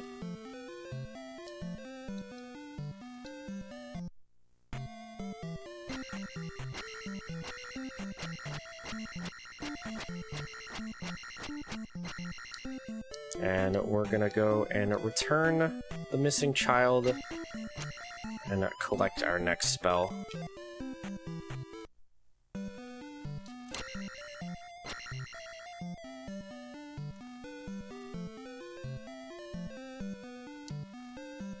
Aren't you pretty close to max level? Or the max level you get? Just for attack.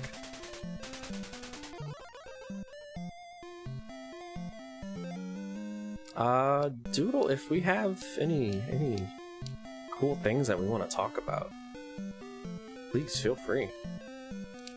Cool things that I want to talk about. I can surely do that. How about we talk about Little Warriors being a Canadian-based charity? All our donations are going to be in Canadian dollars. $1 Canadian is about 72 cents in US dollars, which means if you're in the US, you only have to donate about $14.42 in order to $20 Canadian to the cause. So that means US, you can help Little Warriors even more so than you thought, which means we can get closer to the Echoes of Wisdom donation. And the cat costume, and we're so close to actually seeing the cat picture on socials. On chat. You've got the golden opportunity right here. Go for it.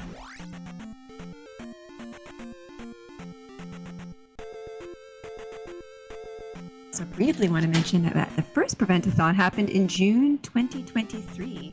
And Prevent-A-Thon has raised a total of 4,621 CAD for Little Warriors with previous events. The first Prevent-A-Thon raised 1,025 Canadian. The second one raised 225. And the third one has raised 3,371. So come on, chat. Let's help raise money for Little Warriors. Yes, please. Let's get some donations in. Just tell us your favorite cat puns. Tell us your favorite joke. Tell us your favorite everything. We want to know. My favorite food is ice cream. Huh? What kind of ice cream? Specifically banana, actually. Okay. I like to make my own ice cream. Okay. So banana is my favorite flavor. Phantom, what about you?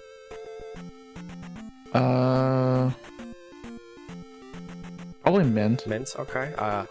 Ironically, I don't like chocolate chip mint because I don't think the chocolate chips are a good part of the ice cream. I'm definitely on the opposite end of that. Chocolate chip cookie dough. I am the person that if I'm baking cookies or if I'm somebody's baking cookies, I have to be exiled out of the kitchen because I will eat all the cookie dough before they make it into the oven.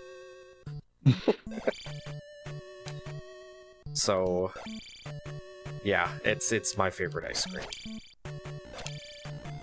Kat, tell us about your favorite ice cream in the form of a donation.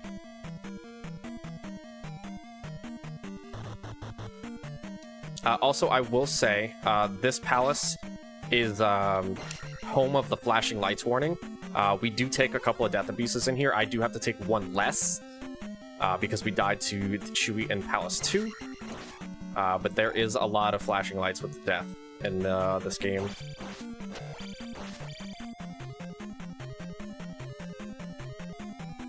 I will kind of like give a forewarning. I know we have the thing up, but I also like to be very courteous of it. It's fine.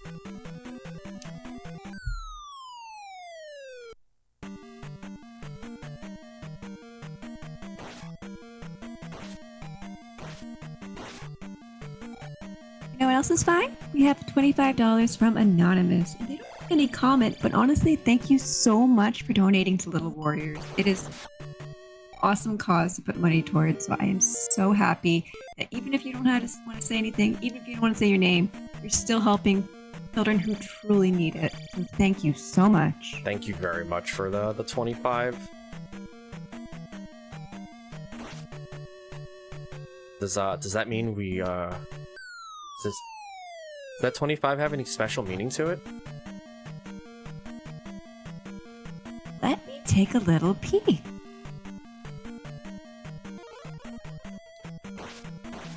It does, in fact, look like we might get a cat picture on social media soon. Ooh. God, this is all thanks to you. By the way, flashing lights here.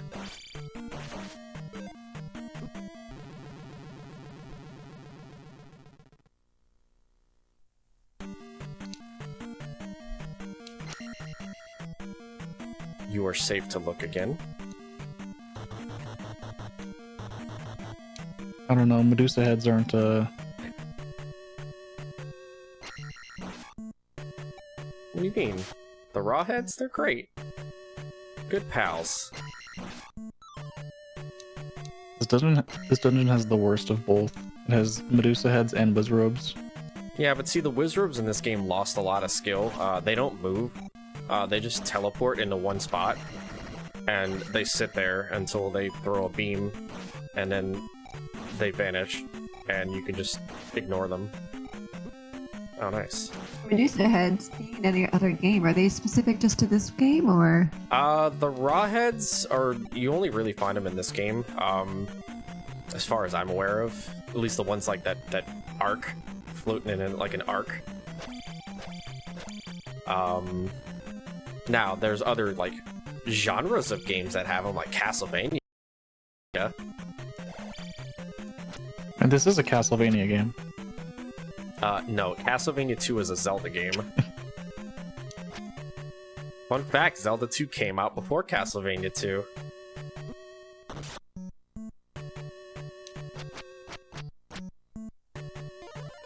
Alright, so the one instance of upstab that we technically need there, but not really, is that little block there.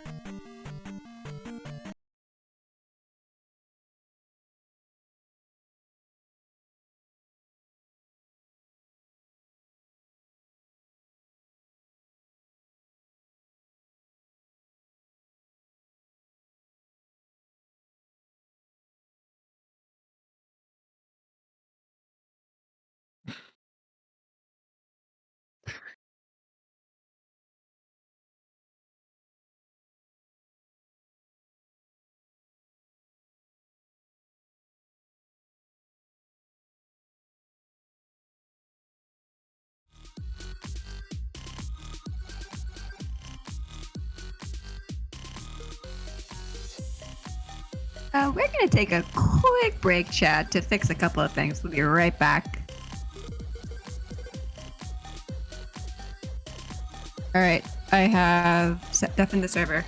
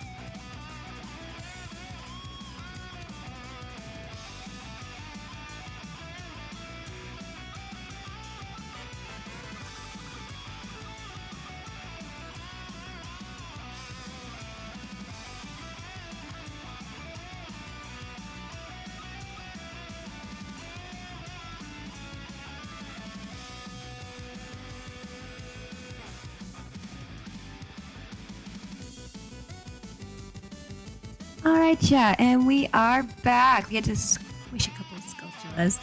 And now we're gonna go back to Zelda 2 with Iceblue. Ice, take it away.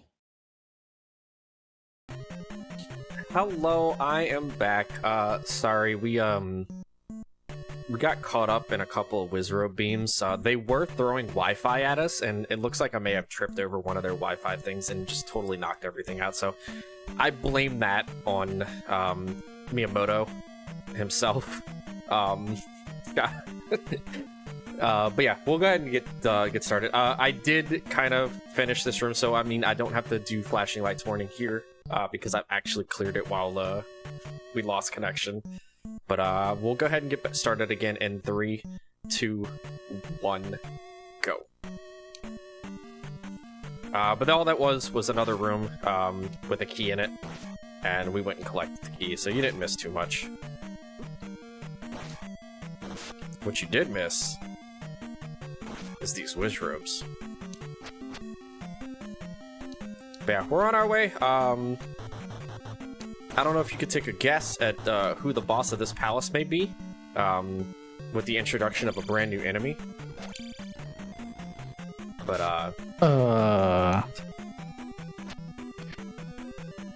Is it the dragon? Close.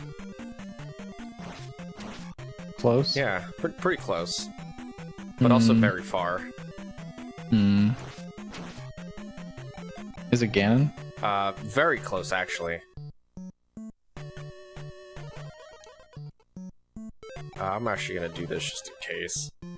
It's Karok, who is just a giant Wizrobe. But I'm gonna sit here and I'm gonna hold down left on my controller and I'm gonna say, "Hello, chat. How are you doing?" I'm doing great. I hope you're doing great. Thank y'all for all the donations throughout this entire event so far. Oh, the boss is dead. Anyway, but thank y'all so much for all the donations across this entire event. We very, very much appreciate it. Please, if you have the means to do it, please keep continuing getting those donations in to this wonderful cause. Little Warriors is absolutely amazing. And yeah, I'd love to see us hit that 3,000, just because I would love to showcase Echoes of Wisdom and what we've been cooking in this entire community. By the way, I can walk on water. We found a pair of boots that just allows us to just walk on water. I think the menu only shows one shoe. Yeah, my bad. We found a boot. So Link is just hopping. Kind of like the Karibo shoe in Mario 3.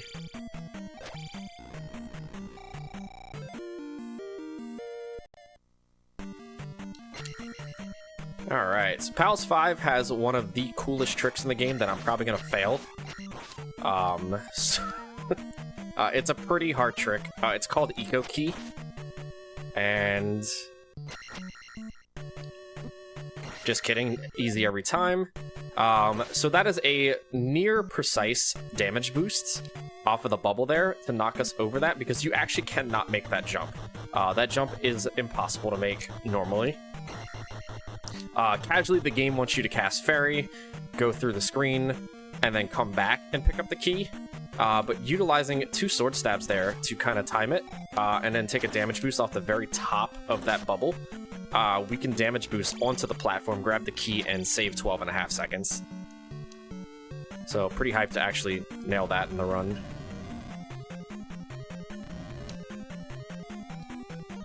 Alright, this is the worst room in the entire game. You are... oh, never mind. Oh, wait. I take it back. This is the best room ever.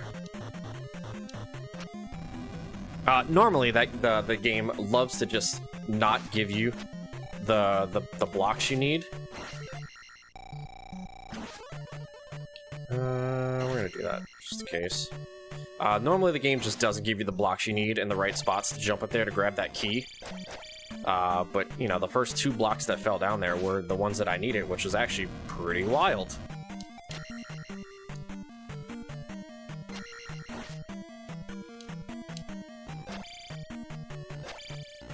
Okay, I remember I did tell y'all, chat, that this is a glitchless run. Hello? I'm here to tell you that I was lying. Smile. We're gonna be walking through walls, chat. The category only says 100% and all keys. Yeah? Alright, turned on the Game Genie real quick. Alright, the Game Genie's off. Invalid. Alright. Sorry, chat, I had to lie to y'all.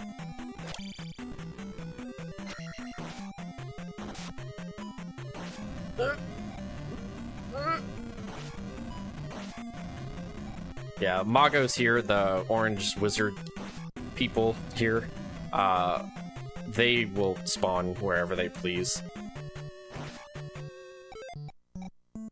Alright, we need to take Magic 4 here.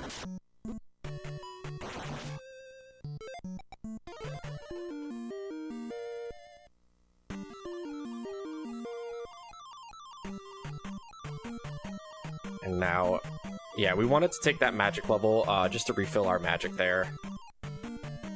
And again, with utilizing the fairy cast there to kind of take away the animation of holding up the flute. Look. Look, Magos. They're out to get me. Maybe it's because I walked through a wall.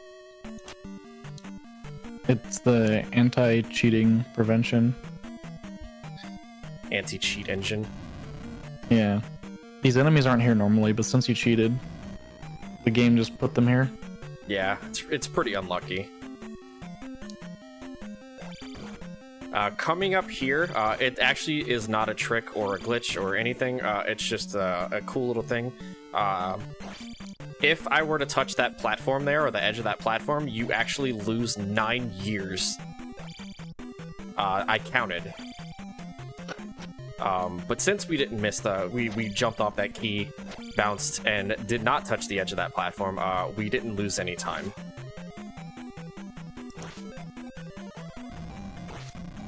Oh, nice. Now I just gotta wait. Super rating. Can I say something really quick? Absolutely. I just want to say that we appreciate every donation towards Little Warriors, but we also appreciate spreading the word of this worthy cause. So if you're on social media, you can also help out by sharing our social media posts and getting word out about this event and Little Warriors. Type !socials in chat to get links to Prevent-A-Thon social media. And just a reminder, all the donations are in Canadian dollars.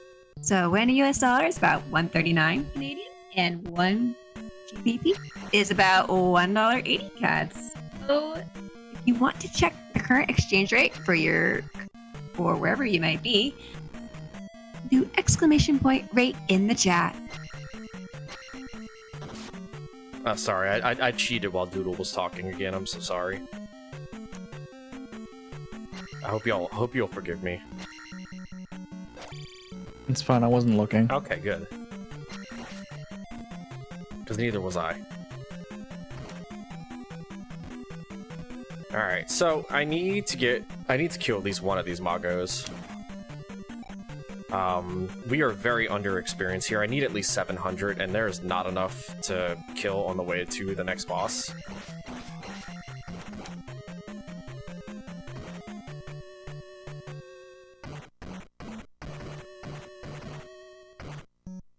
Also, if you don't break the blocks to the beat of the song, your run is fully invalid.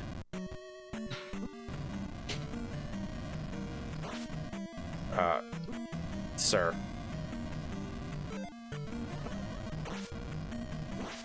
Sir.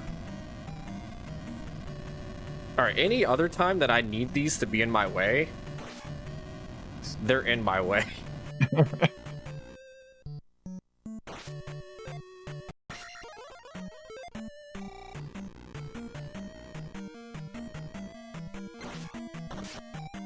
Ooh, I think my drop is on this guy. Of course it is.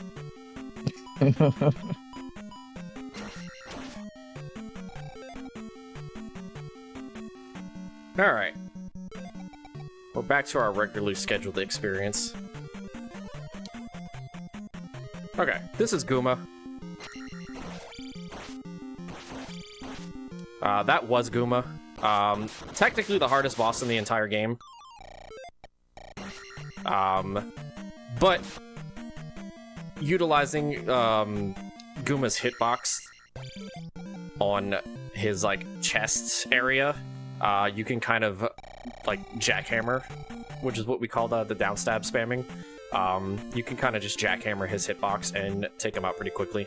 The reason we cast shield there is if you don't have shield up at life 4, Guma does hit you for practically 80% of your health. Shield will reduce that by half.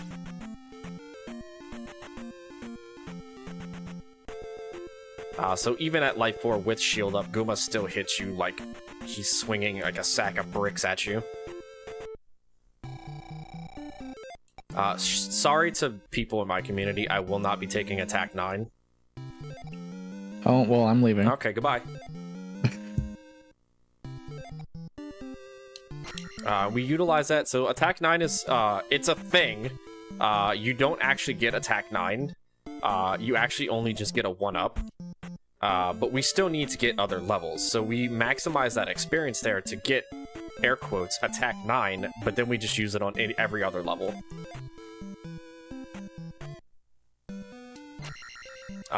But yeah, the funny thing in the community is just be careful, because if you take attack 9, then you have to do the next section of the game with life and magic 4.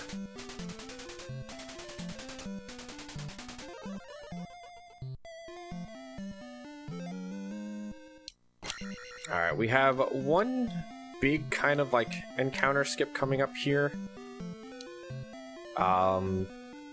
It's not super important that we land it, it's just the screen that we, like the encounter that we skip with it is very, very bad. And you will take lots of damage on it. And the way that we set it up, we talk to that sign there. And that's going to set up an encounter walk here. We're going to play the flute on a specific frame, walk down, and bam, right through the first encounter here. And then you have 2 more encounters that we have to take. These are called the Wilson fences. So if you've ever watched Home Improvement, the Lizalfos over like the fence here, they're basically like looking over the thing like Wilson from Home Improvement, which is why they got named. I absolutely love that. That's perfect. It's so good. I don't remember Wilson throwing rocks at Tim, though. I do. It was like 1 episode. No, I'm just kidding.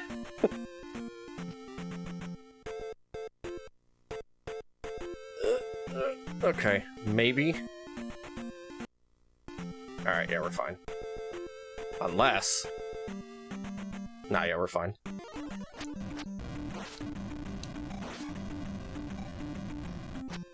One of the only instances in the game where we actually use the fire spell.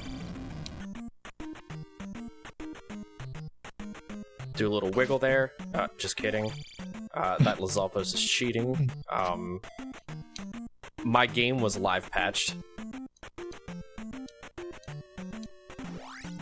Alright, now we have to find the hidden town of New Kasuto. We found it, pretty easy. Cool thing about this town, there's a bunch of items in here. So if we have some time to talk about some stuff, please take it away, Doodle. Sure thing. I've got a donation. Okay. $2.50. He says, "Hey all, I thought I would say thanks again for having me in the marathon. It was a real treat. Good luck to everyone, and remember to always have fun."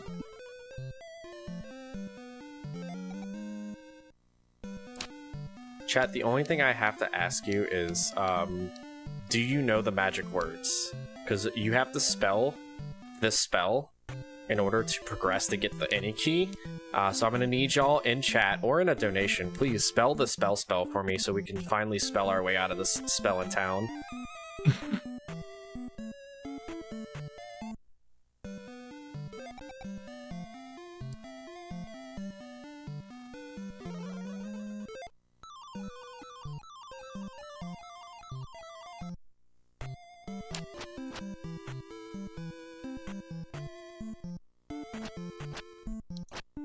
Okay. So we have one more thing.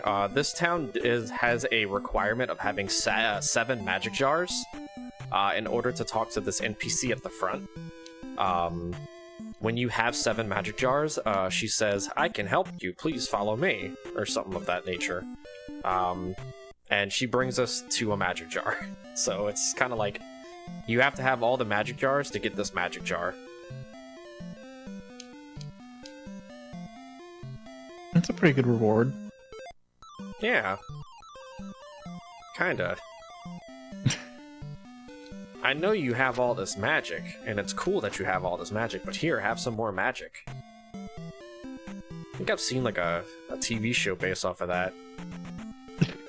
Yo, dog, heard you like magic.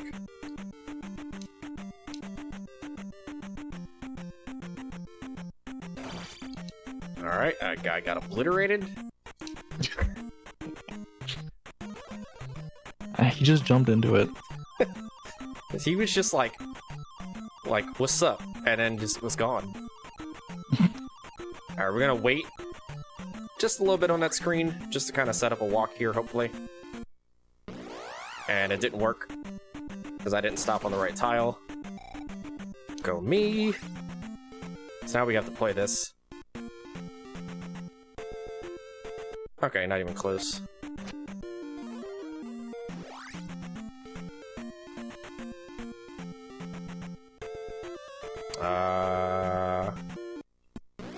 Nope, there was no escape at that one.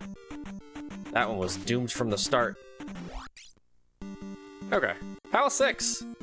The Burgundy Palace, or something.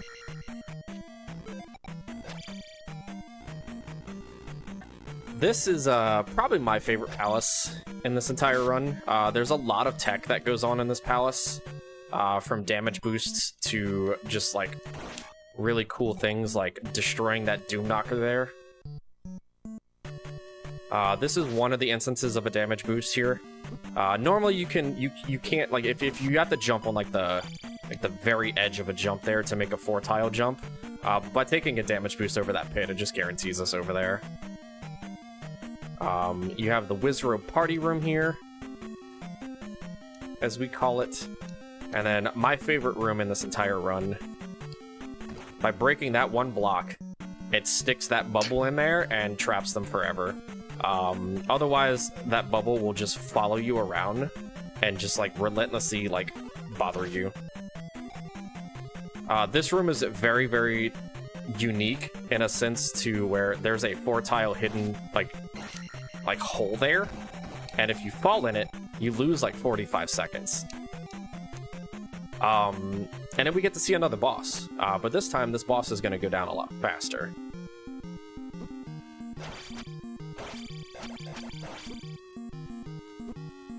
Except he's cheating. Anyway. That room with the invisible pit does have a name, and I don't think it's appropriate to mention what the name is. So I won't. It's yeah, let's just go with it. It's not appropriate. So we'll fall in it anyway.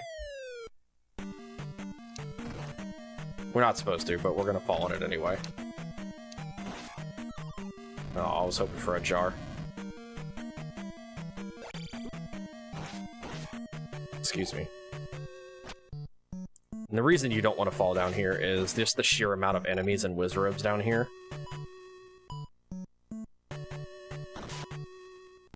And yeah, it's a rough, like, escape.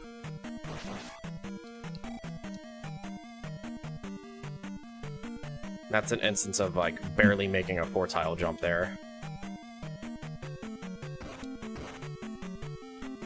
Oh.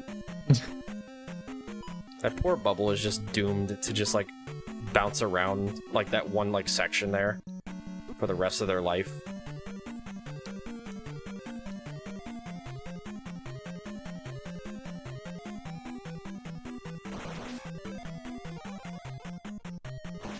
Oh, okay.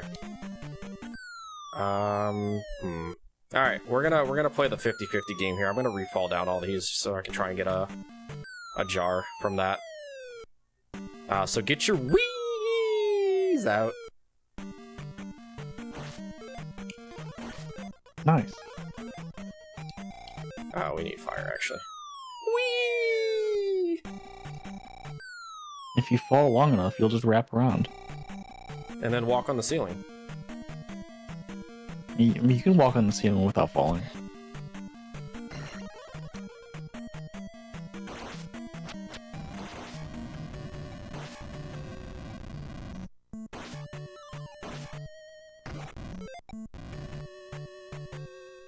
Alright.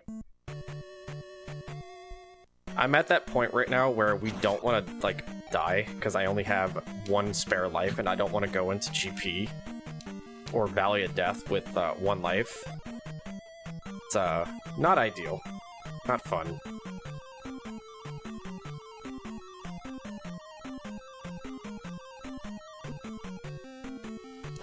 Now, you already went through Death Mountain. What's a Valley of Death? Exactly what the name implies.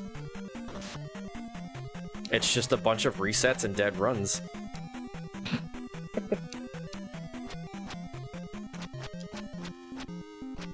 Alright, we get to fight Rubenak again. Who? Blue Horseman. Buddy, I need you to get off the edge of the screen here. Thank you.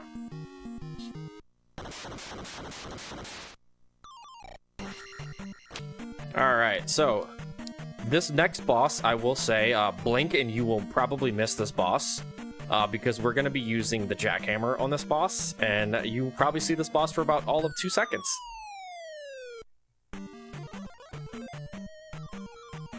So, don't blink, don't look away.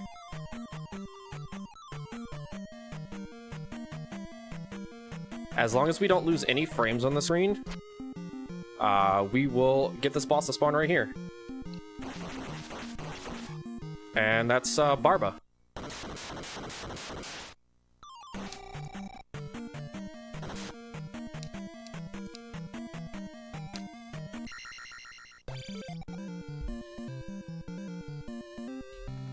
Yeah, utilizing the fact that the enemies just don't have, like, invincibility frames is really funny, especially on, like, on a boss. Alright, sorry, like, shoutouts to, like, Lily from my community. Sorry, no attack 9, as usual. And Awu as well, no attack 9. You missed it, can you do it again? I mean, I could technically load a save state. So, I mean, technically, yes. Would I do it? No.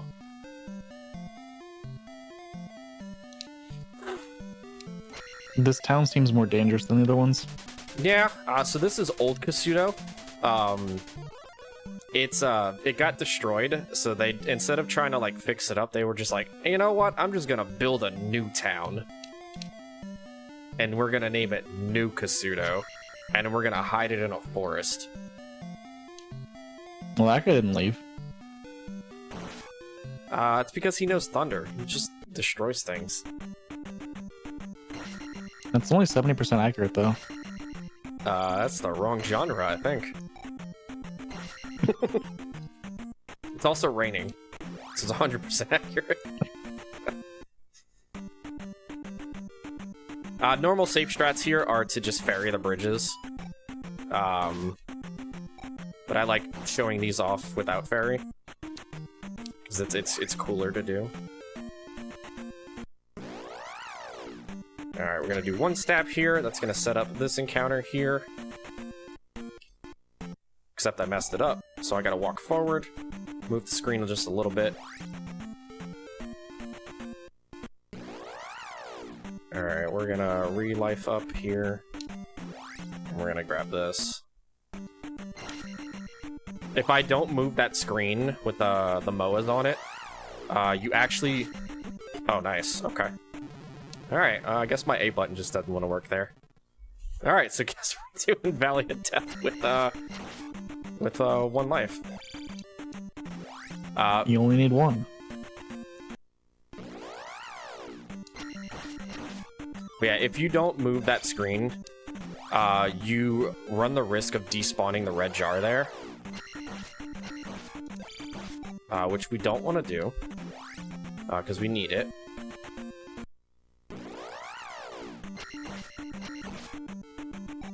And then we like having beams for these screens just because of the MOAs. You want to make sure you're taking like all small counters so you can see where that MOA is that's in front of you. Oh, nice. Alright, guess we're doing that last one without beams. Good sound effect, by the way. That Scorpion, his name is Max. Scorpion Max from the Z2 community. Max is a jerk. Not Scorpion Max, though. The Scorpion, like, on the screen. That one's the jerk.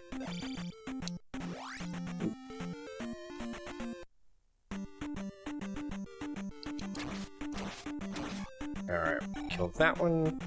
And we're gonna kind of like... Oh. Well, I guess we're not doing that. Excuse me. Alright, we don't want to take this level up just yet. It's very important that we take the level up inside the palace. Alright, so this is a great palace. Not really too much to talk about here, other than we can't actually legally say the names of the enemies in here. But it's got some good jams.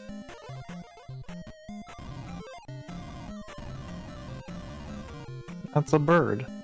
Yeah, we call that spicy chicken. Because it shoots fire. Oh, okay. It's like a pixel away. But yeah, so the pathway that we go is from these like two screens is left, right, right, left. That'll get us to Thunderbird, to the final boss, the second to last boss, and then to the final boss. This is the hardest screen in the game. You just hold right. Just keep walking.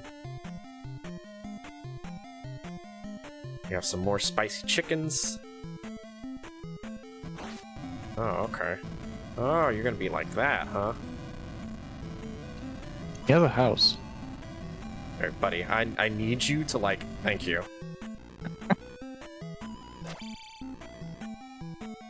How rude.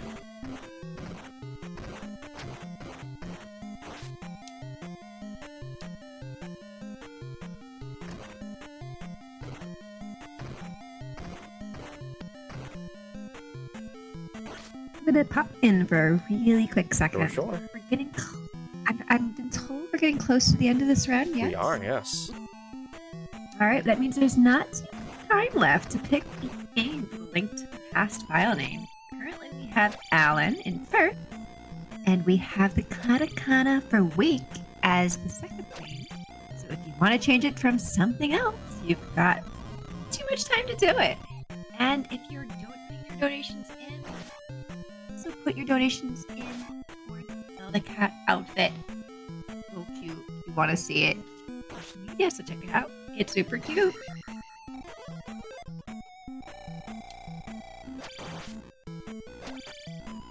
Yes, chat, please get those donations in for naming the file names, of course, but also because you want to see Echoes of Wisdom. I despawned Bicula. Who? Got Bicula. Oh, there he is. Okay. Okay, that's cool. Somebody clip that, please. Because despawning him is very precise. Like, you have to, like, break, like, a block very precise and, like, kind of, like, move, like, Link, like, very specifically. But, yeah, no, we despawned Bicula through that room, and that's actually a really, really tough thing to do.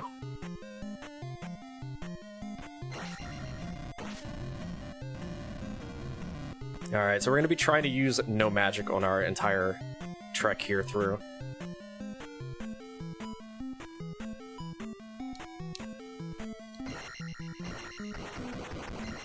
That's actually a really cool despawn. I've actually never done that before. But yeah, we named so that blue bird knight in the room that just spawned behind us that I said that we despawned. We named him Scott Bicula. And the jumps that you have to do in that room are very precise, so we named them the quantum leaps. Shout outs to science. Alright, chat, we have one final wee of the run. It's coming up here in this room here.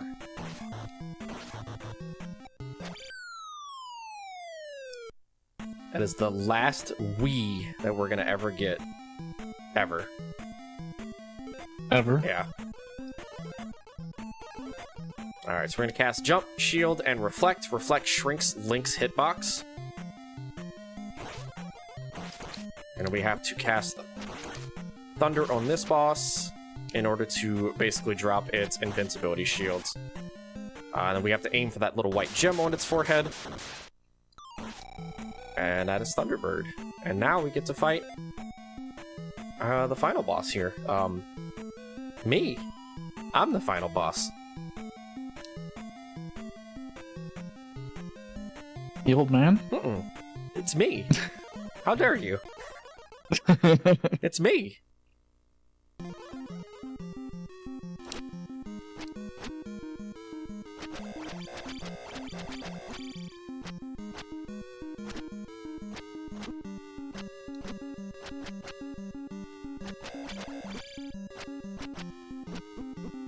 Alright, now it's time for Zelda 2. So I'm gonna disappear for just a second. I have to go under the desk here and change over the RCA cables to my Super Nintendo, so give me a sec.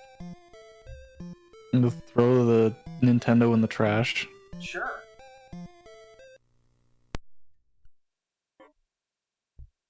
While he's doing that, I'm going to take a quick moment to mention that we have a donation of $6 from Joker. And they say, yeah!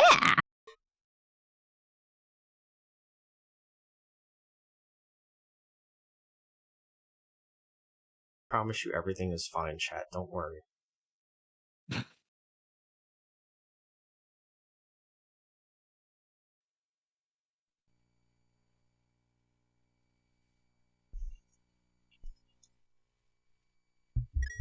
Alright. I need to know what the winner of the Link to the Past file name is.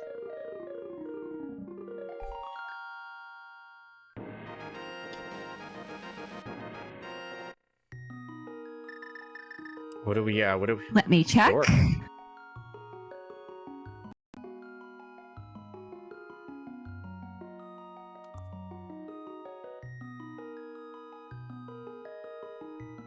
It looks like it is going to be Alan and Yig. Oops. So it's Alan. And then what's the other one? Yeah. Oh, nope, that is. It's like yeah, but with G at the end instead. Forgot it. Oh, I gotta refresh the scene. My capture card loves to desync itself if I don't refresh it. Alright. It's because I know Joker. I know Joker. Thank y'all for the donations towards the file names. I appreciate it. Let's keep getting those donations in to hit that incentive for Echoes of Wisdom chat, and I'm gonna start now. Welcome to Link to the Past. You can't read anything though. Wait, I can read all of it. Sure? Alright, tell me what they're saying. Yeah. It's a bunch of squiggly lines. There was a 6 in there. And a 7. And a 7. Alan. Sure. Alright, so something. Zelda's been held captive in her jail cell. We need to go and save her, but Uncle is the hero here, so we gotta wait for Uncle to save her. But Uncle never came back in the 2 seconds that, after he left the house, and we got a little worried. You didn't even give him a chance. We did. We gave him 2 seconds.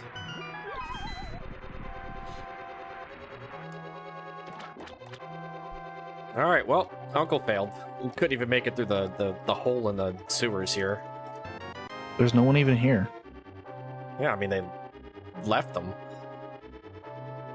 It's only been like 30 seconds. Yeah, well, he got beat up in 30 seconds. Some hero. Ow. Coming back for you. I know your name. Alright. So this game is basically like every single room is its own speed run. This game is so like well optimized that you can save time in every single room. There's different strats that are faster, that are harder in every room. And we just, yeah, it's a very well optimized game.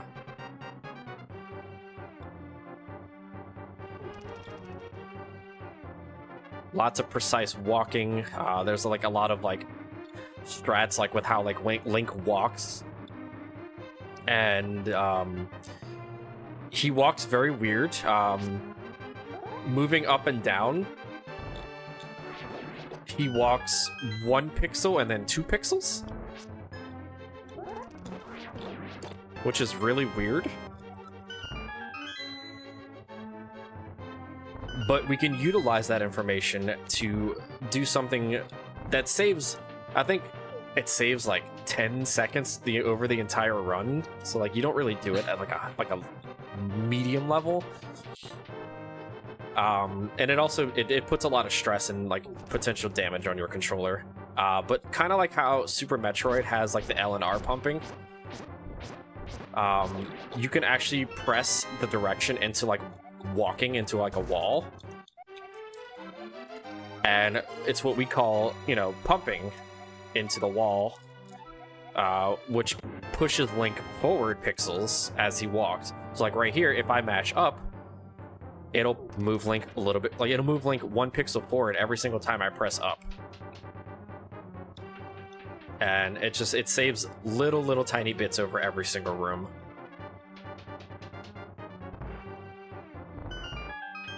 You may also see me press left or right upon exiting a staircase. If you were to hold down upon exiting a staircase, Link has like this, what they call a stair lag. And he moves at like half the speed for like 20 frames or something like that. I don't remember like the actual like data on it. But if you press left or right upon exiting a staircase, you remove that lag.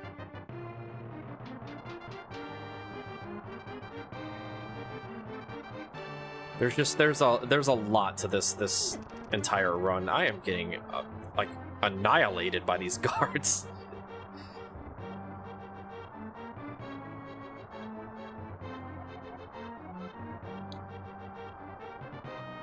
All right. So we can't just walk out the front door. There's too many guards. We have to sneak through the sewers and get Zelda to safety. Ah, yes, the sewers filled with rats. Yeah.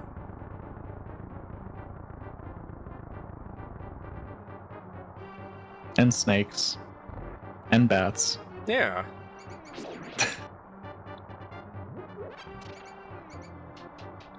I mean, don't you like all of those things you mentioned? It's okay, we have a boomerang, it's fine. It doesn't even do any damage. Doesn't have to, it stuns them.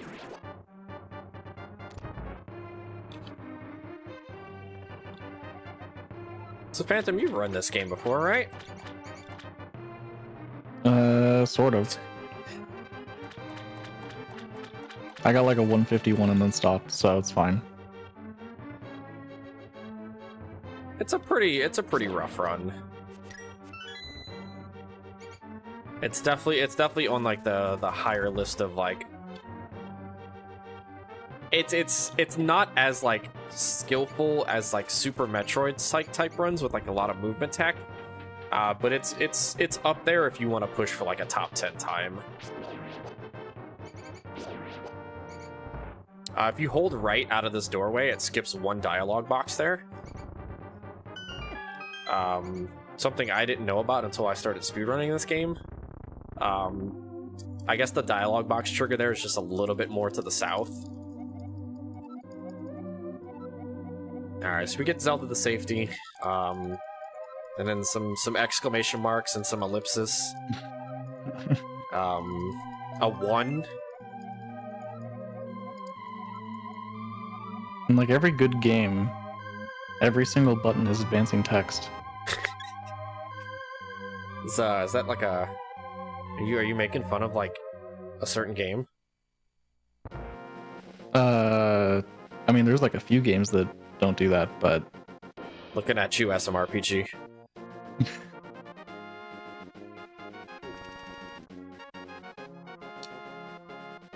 Yeah, it's great when you can advance text by rolling your face on the controller. I love that.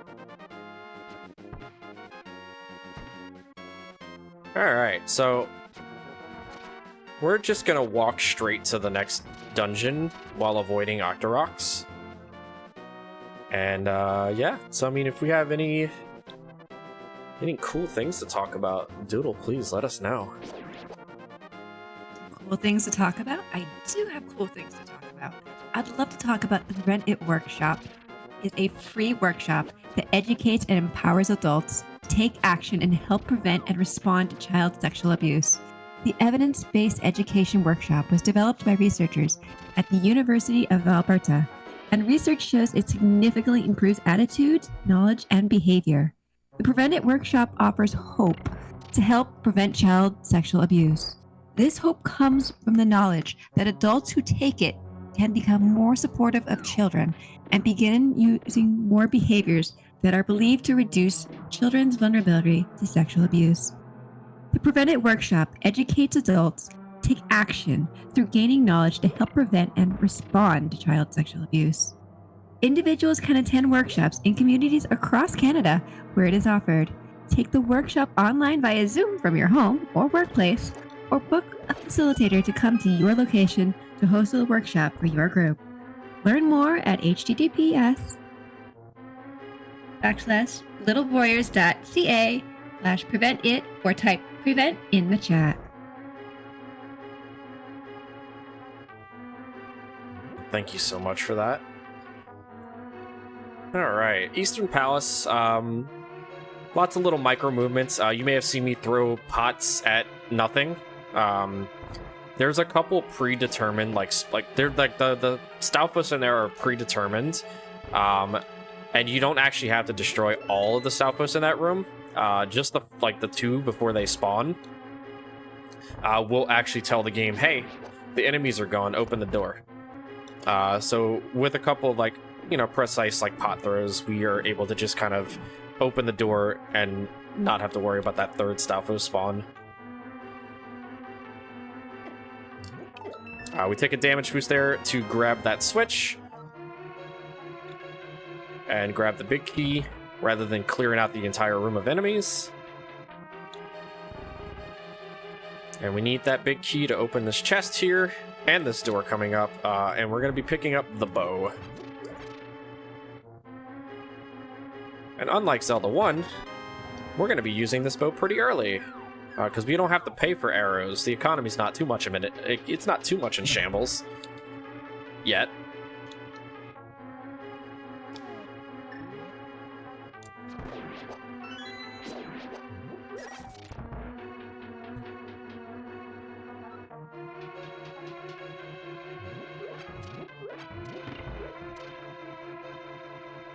Alright, we've got a couple rooms here. This is the bubble room. It is a completely RNG based room. Bubbles will spawn out of wherever they feel like it. Oh.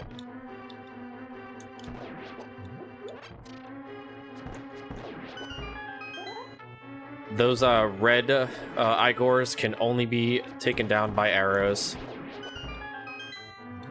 Easy. I'm gonna pick up those backup arrows. just to be safe.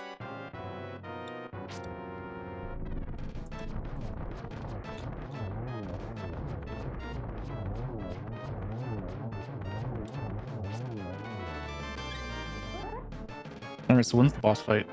What's up? When's the boss fight? It happened already. It did? There was a boss? Yeah. It's the Armos Knights. I don't know if that's a boss. I got a heart container from it. I mean, some games just give you heart containers for nothing, so... Yeah? Well... Sure. There's a heart container in Minish Cap for just walking down a hallway. I love that for Minish Cap.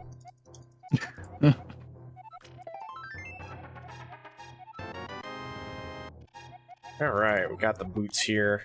The boots are gonna break the entire game for us. There are some pretty like moderate glitches in this game. Like this one here. And it's the reason that we play the Japanese version. So this is called Spin Speed.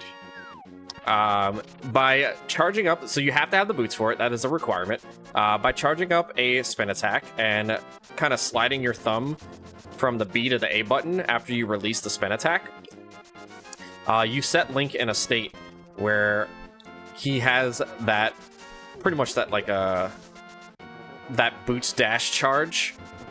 So like how he's kicking up that dust right there to like charge up the boots dash. It puts him in a state to where he has that, like, while doing a spin slash.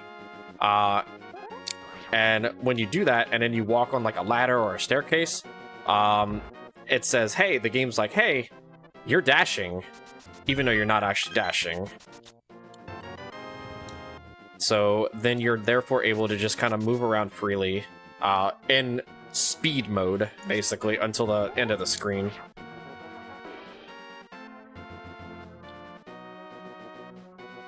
And we're going to be using that quite a bit around here.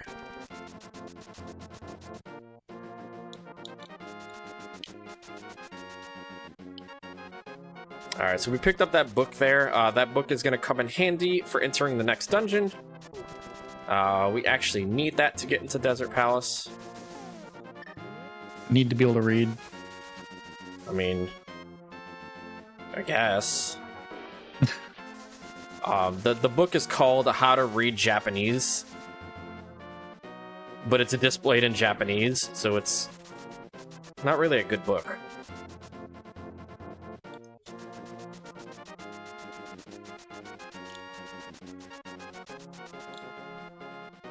It's really convenient that all you have to do is open the book here.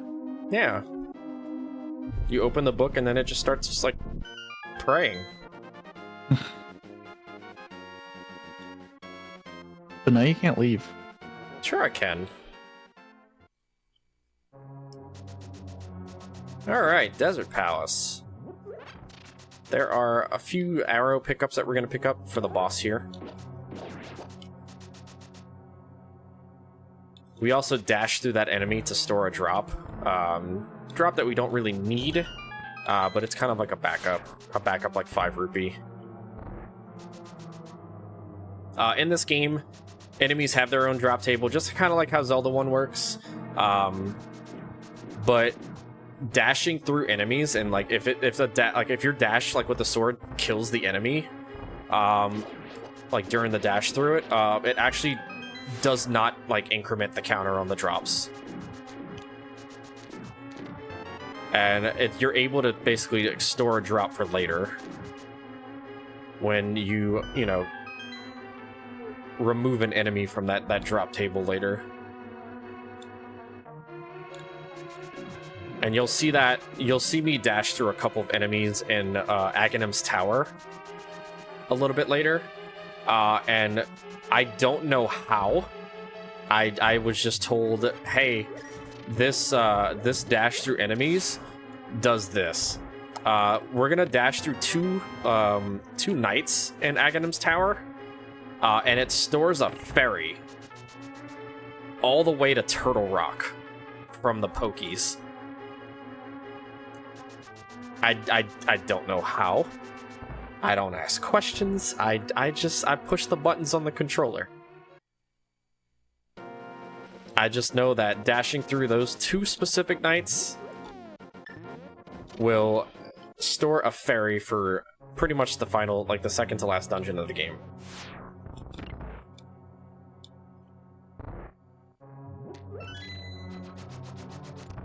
If we stand as far south as possible in that room and dash up, normally when you dash into like a key door like that, Link will bonk off of it.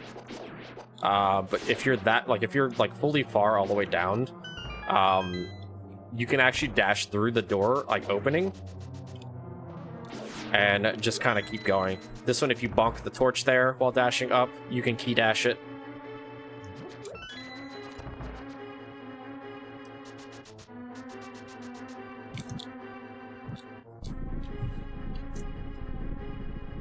Yo, is that Gamer Glan in the chat room?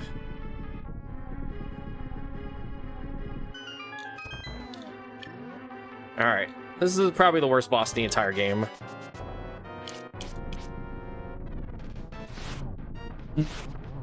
Second worst.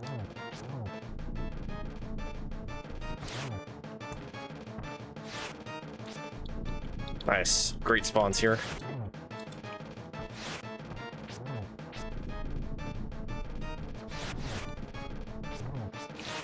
Oh my god. Why am I getting such bad spawns?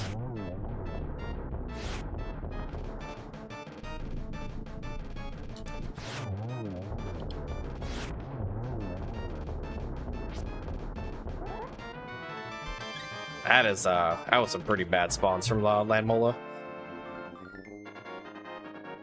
Oh!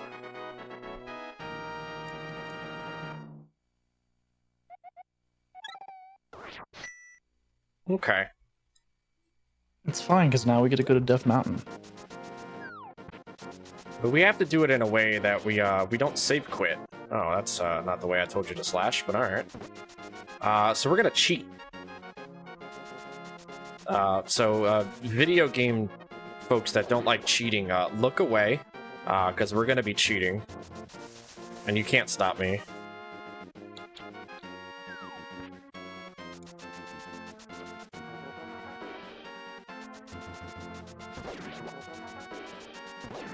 So we need to get to Death Mountain.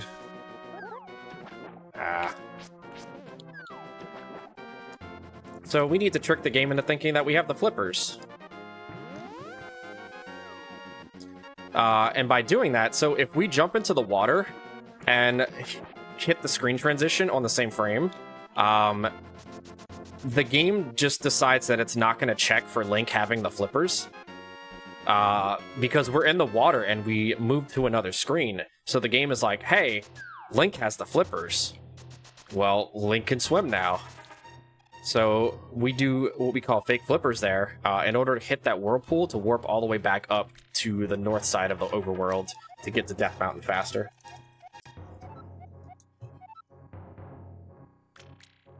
And this old man does not stop talking. Look, he's lonely, okay? Maybe he shouldn't live on a mountain. Maybe the mountain chose him. He chose his neighbors, the Dead Rocks. God. I would never want those as my neighbors. We don't need to do that yet.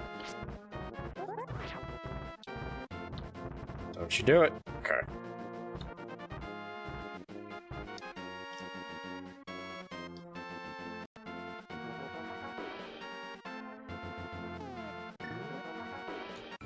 Nice. I don't think that's a quick warp. It is not. Alright. So with this mirror, we can now go into the dark world and mirror back to the light world.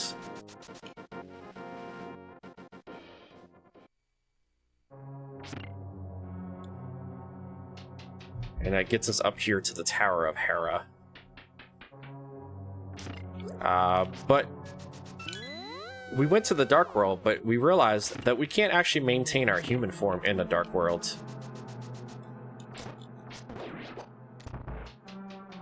So we need to figure out a way to maintain human form in the Dark World.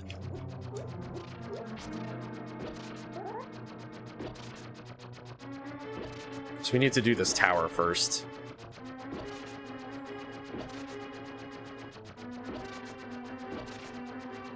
Normally if these... I feel like, Wait, go ahead. I feel like Bunny Link would do fine. Yeah. If only Bunny Link could use their sword. Have you ever been kicked by a bunny? No. They have pretty strong legs.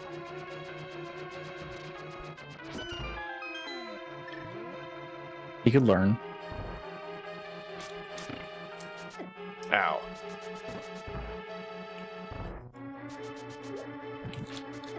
Ow. Get out of here.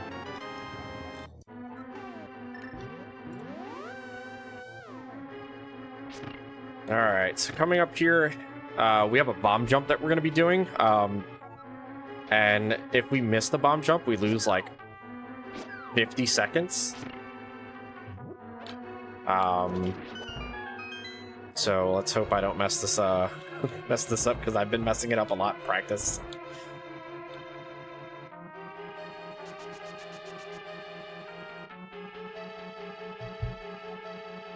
You've beaten this game without the Moon Pearl. It's not necessary. That's because you cheated.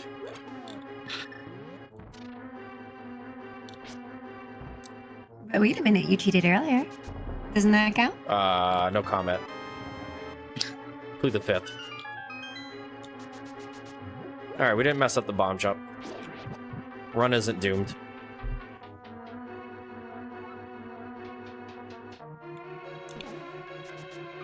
Nice. I was 1 pixel too high. Thanks, Link.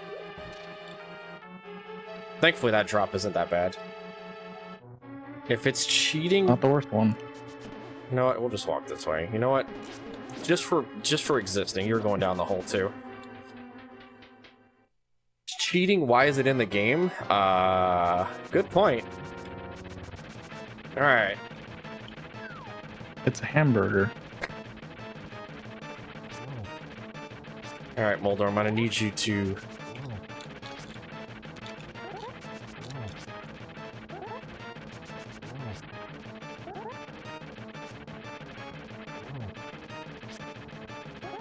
Alright, where are you going? Where are you going? Alright, there you go. Not even close.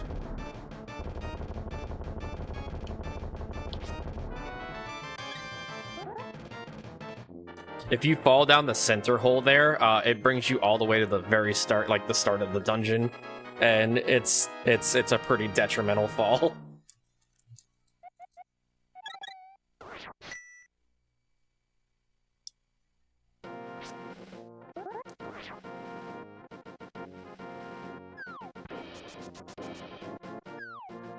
Alright, so now we have all 3 of the pendants.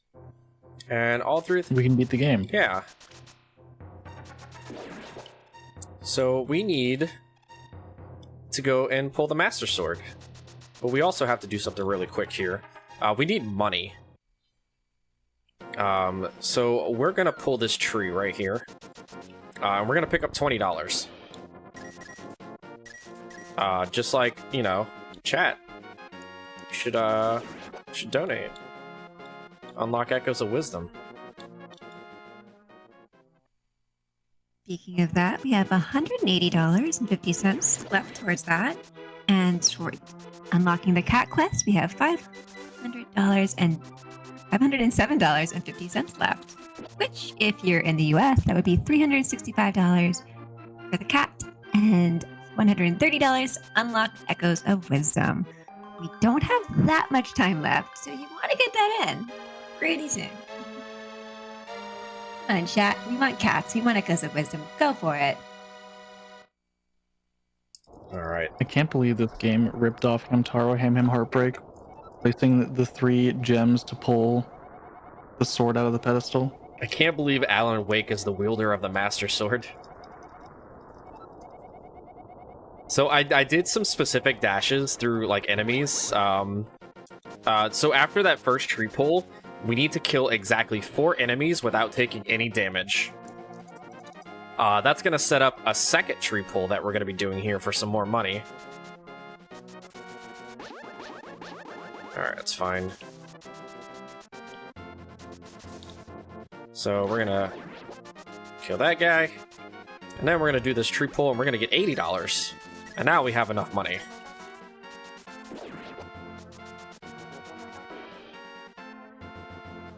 Can't believe A Link to the Past copied the iconic Master Sword pull. True.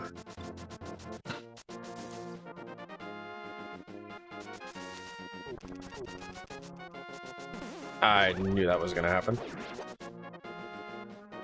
I just had a feeling I was on that pixel.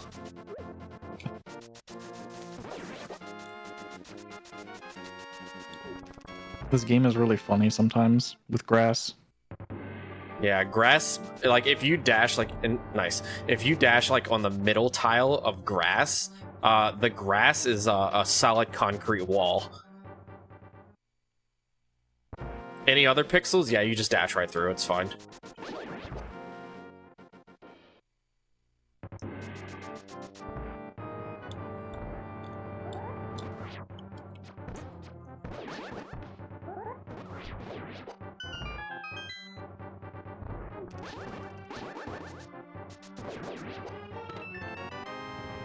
Alright, so those 2 guards right there that I just dashed through, those 2 guards there, by dashing through those, we just stored a fairy from a Pokey in Turtle Rock.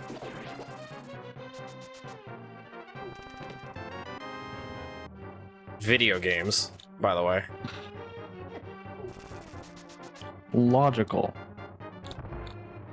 It doesn't like it doesn't store it to a specific Pokey.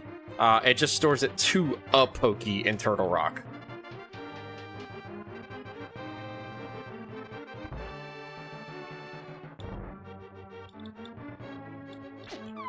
Oh, nice. Oh. You know what? You know what, mister? Here, take that. That's what you get.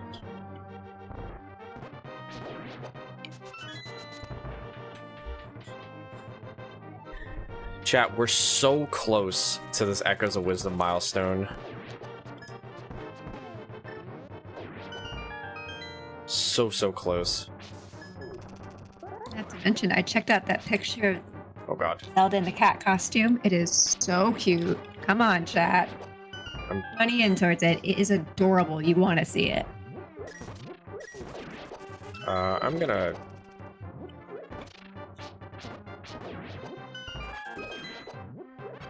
There's some hearts in here somewhere. I'll pick up the extra bombs too. There we go. There. Restocked.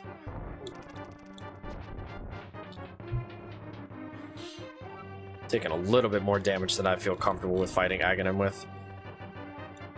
Chat, get your donations in real quick. How many blue orbs is Aghanim gonna give us? Anywhere between 1 and 15. Or 0 and 15. Exactly 3.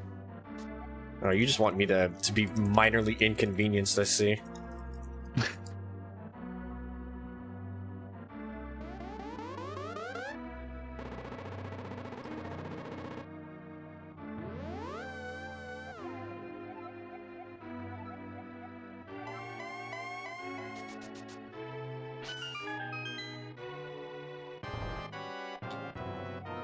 Alright.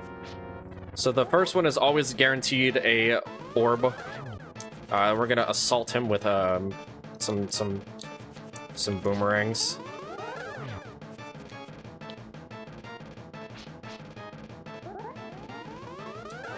Alright, that's 1 blue.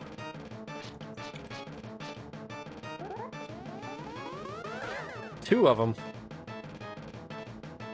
Alright.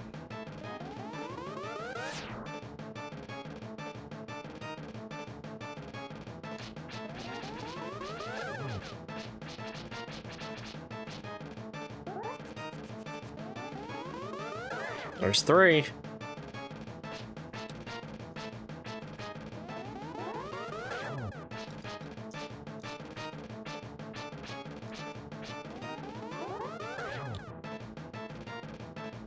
Alright, it's 3. Every time. Alright, so this is the guaranteed 6 hit, so it was 3.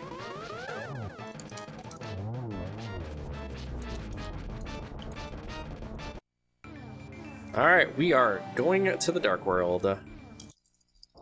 Time for everything to start doing like 3 hearts of damage. Yep. I take a quick second to say to anyone who's just joined us, I want you all to know we are Prevent-A-Thon and we are raising money for Little Warriors. We are currently trying to get in Echoes of Wisdom as a bonus game. If you want to help out with getting that goal, you can put ! donate in the chat to reach the page where you can put your donations in and we can get that game. Hello, Sylvite.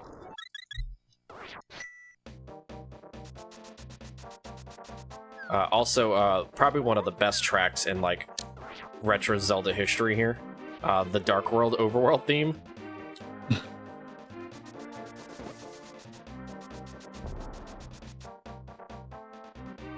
So I have an important update. Yeah, hit me with it. We have $180.50 from Mandas for the cats, and of course, a cause I care so much about. Thank you to everyone involved. So I believe that means we're playing Echoes of Oh Wisdom. my goodness, thank you so much for that donation. Holy smokes. Oh my goodness. I guess we're playing Echoes, y'all. Indeed, as we have officially raised $3,000 for Little Warriors.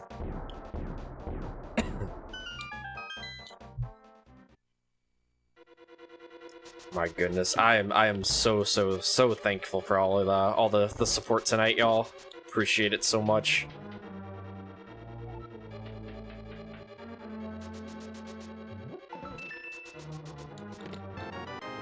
It does not stop there, though, chat. It does not stop there. You could still unlock the cat suit for Echoes.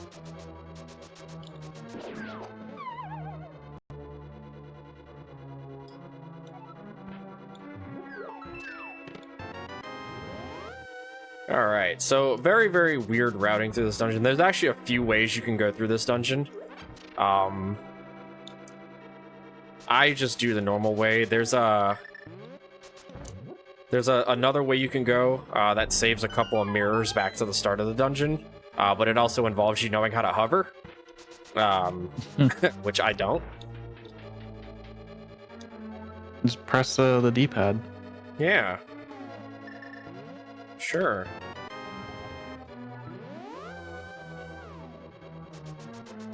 But we will be using a trick in this game called the hammer jump. That's going to be it's a pixel perfect bomb jump. Oh, I'll take that free bomb. It's a pixel perfect bomb jump that I actually, my visual cue for it is actually on the wall.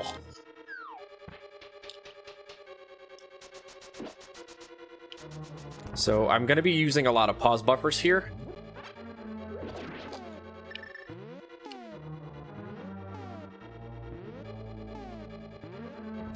I might have to fall here.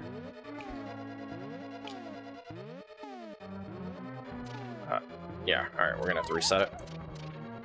Grab the section bomb. Pixel perfect with Link moving 1 and then 2 pixels. Yep. Every other step.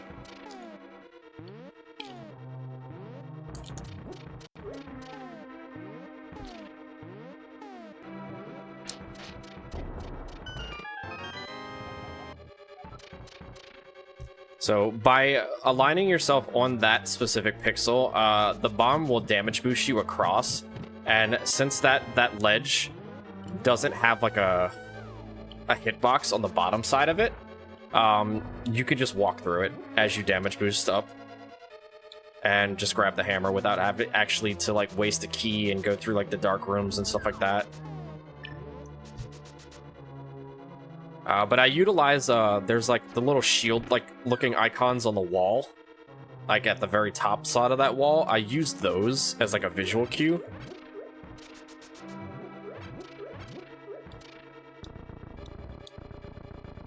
in order to align it, and then I use the bomb shadow as my secondary.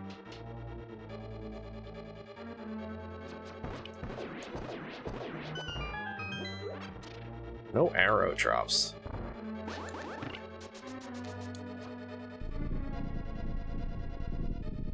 Oh, all right. Nice little relaxing break of a cutscene.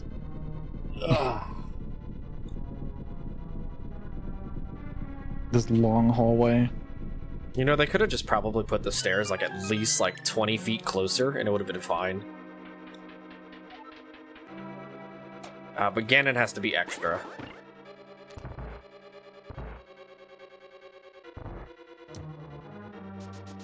Alright, so the hammer flips over these turtles, and it also deals...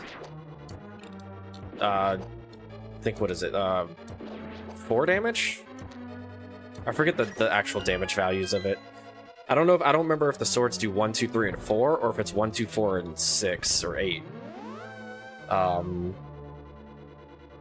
But it deals the same amount of damage as the level 3 sword.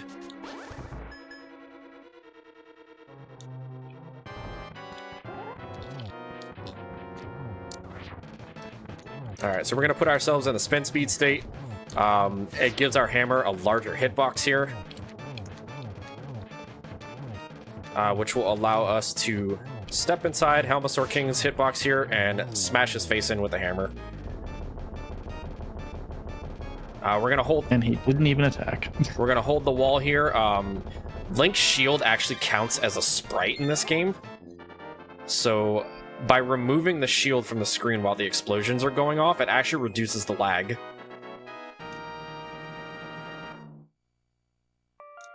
And now we get a lovely 49-second cutscene or something like that of talking.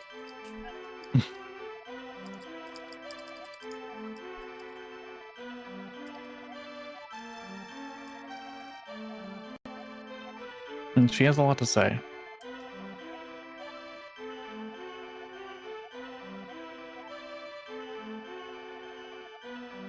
I have a lot to say too, but, you know, I'm also not stuck in a crystal.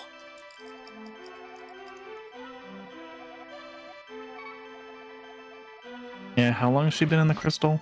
Who knows? But at least we get this really, really sick theme again.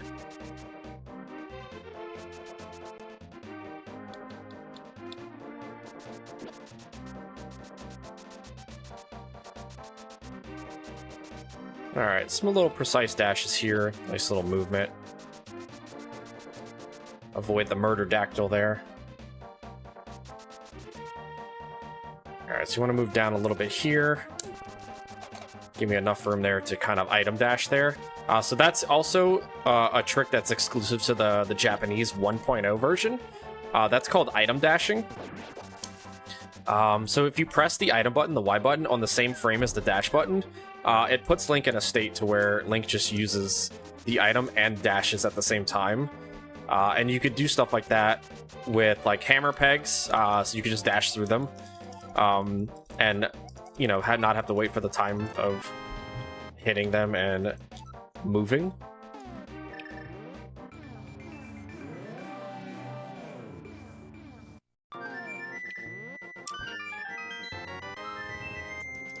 Alright, we use the shovel to pick up the flute. Flute is going to... We need to activate the flute too. Chat, if you have salute emotes, or if you just have a simple 07, coming up here when we play the flute to unlock the bird, that is the anthem. And I do ask that you salute for the anthem of Link to the Past. So coming up right here.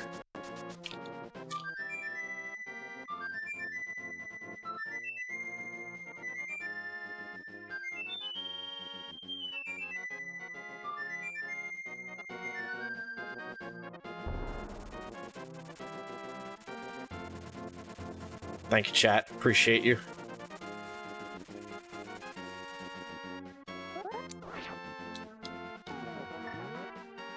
All right, so that bird, duck, hot dog is gonna come in handy later. That's gonna be our main source of like traveling around the overworld. But first we need to go and step into another dungeon here.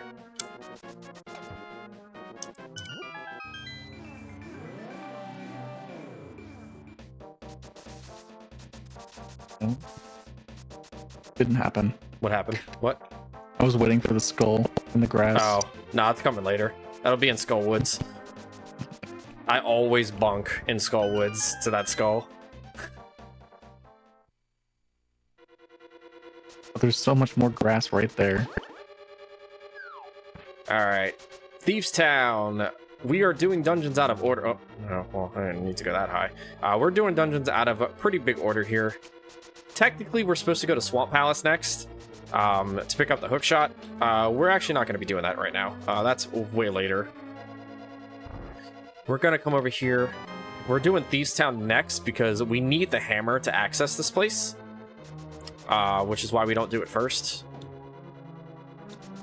But we're gonna come here. We're coming here to pick up the Titan's Mitts, which are the level 2 gloves, which allows us to pick up the darker boulders or darker rocks.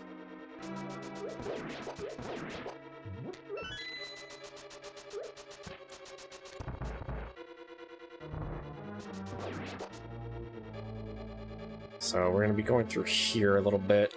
There is a pixel perfect dash here. We did not get, but we got it the second time. Nice.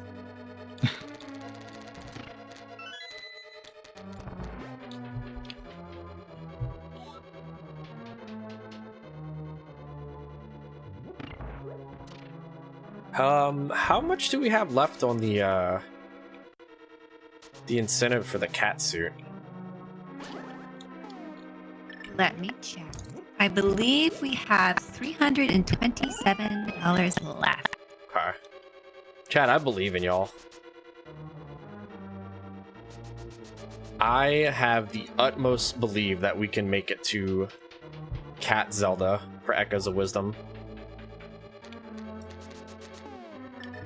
I believe so as well, and I know how chat can do it by putting exclamation point donate in the chat.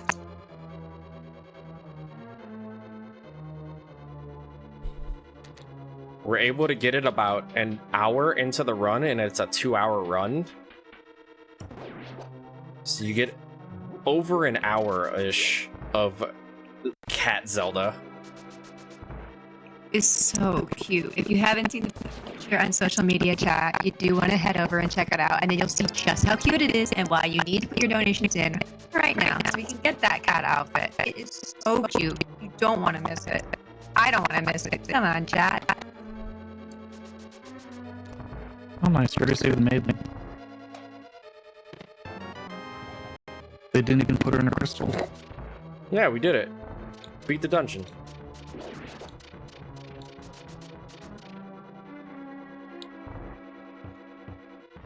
Thank you, Hammer.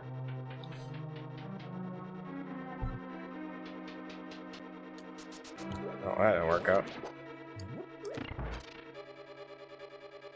Alright, so why aren't we leaving the dungeon with the maiden? This maiden doesn't like sunlight. Hmm.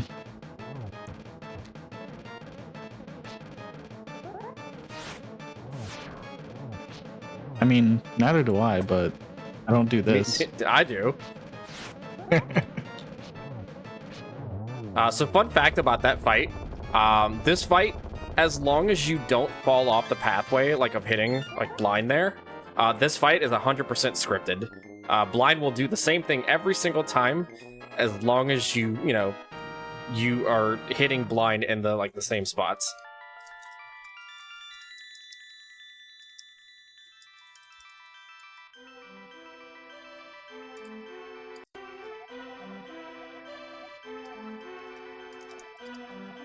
Alright, this crystal cutscene is, I think, 41 or 42 seconds. I forget. I'm just here.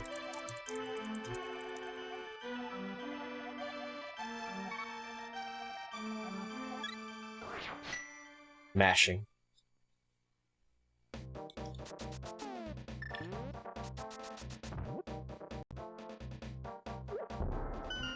Alright, so we need more money. So we're gonna go into this house. Steal $300. Oh. I mean, that seems like enough. No, we still need more. I will say that we do have pi as rupees right now.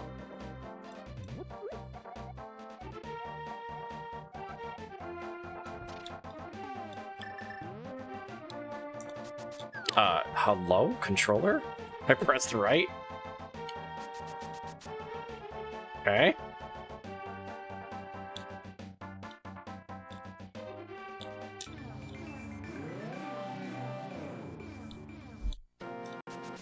Alright, so we're picking up that frog, turns into a old dwarf. Find out that he's a blacksmith. Bring him back to his brother. And now they're gonna, you know, reforge the Master Sword somehow into a stronger weapon. But it's the Master Sword. I know, right? But they're also hitting that slice of, like, French bread on the counter. Oh, I was supposed to... Okay. Silly me.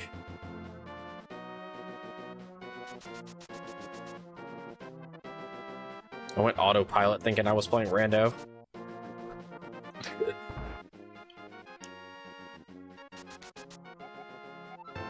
Alright, so after they hit the French bread on the counter with the hammer a couple times, it turned my sword red.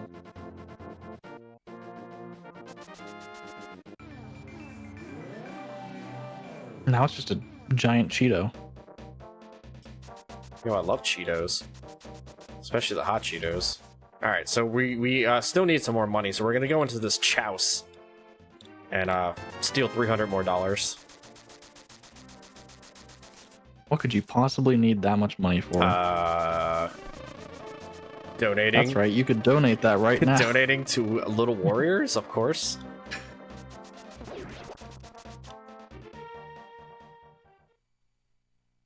Alright, this is where I predict the skull in the grass is gonna be, by the way.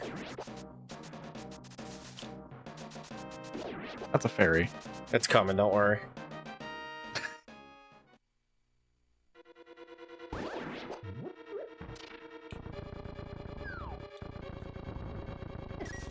You jerk. Get out of here. Why doesn't the Well Master grab the Gibdo? I don't know.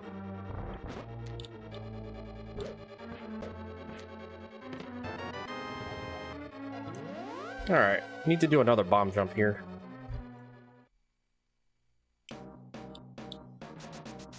Sure wish I had that fairy earlier. Oh wait, there it is. Wait, come back! She's leaving. I must go, my people need me.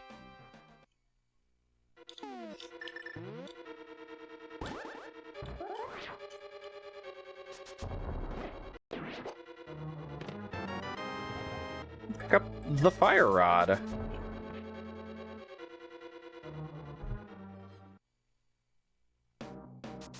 Alright, this is where I predict the skull will be. Oh, maybe not? Okay. Do we have a skullless in the grass run?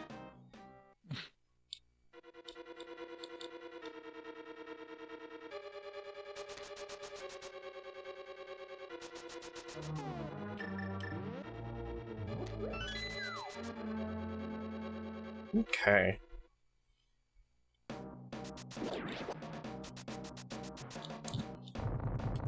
We don't have too much going on until Mothula here. So Doodle, hit us with some info. I do have some info. I've got $5 from Alara. As a runner for a game about cats, I need to cheer on this incentive. Let's make it happen. I have my cat onesie ready to go for the moment it is met. Let's raise money for a fantastic charity. And so many thanks to everyone involved for once again putting on a top-tier event. Yeah, thank you so much, Alara.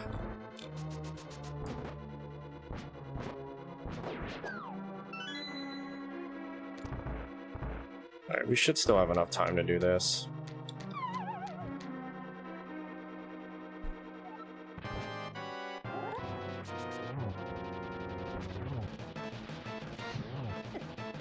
Oh, oh. Alright, Mothula's gone. So a fun fact about this boss in this game, if you somehow manage to get to Mothula here with the level 4 sword, meaning you'd have to beat Ice Palace and Misery Mire, if you somehow get here with the level 4 sword, the devs forgot to code Mothula taking damage from level 4 sword. So the level 4 sword does 0 damage to Mothula. Fun fact. Zero's more than enough. Yeah, it was found out when they were like first crafting the randomizer for this. They were like, wait, the butter sword does 0 damage to Mothula. And everybody's like, what? Yeah, but bees do damage. That's Fine. not the mirror. There's a reason for it. Please enlighten me, Glenn.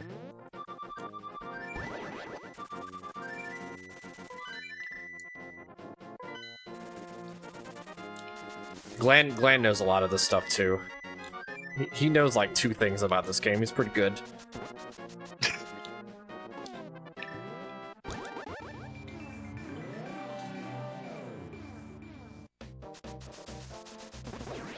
Nice quick warp.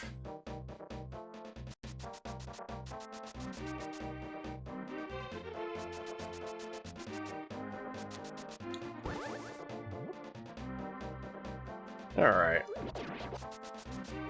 So we're making our way over here.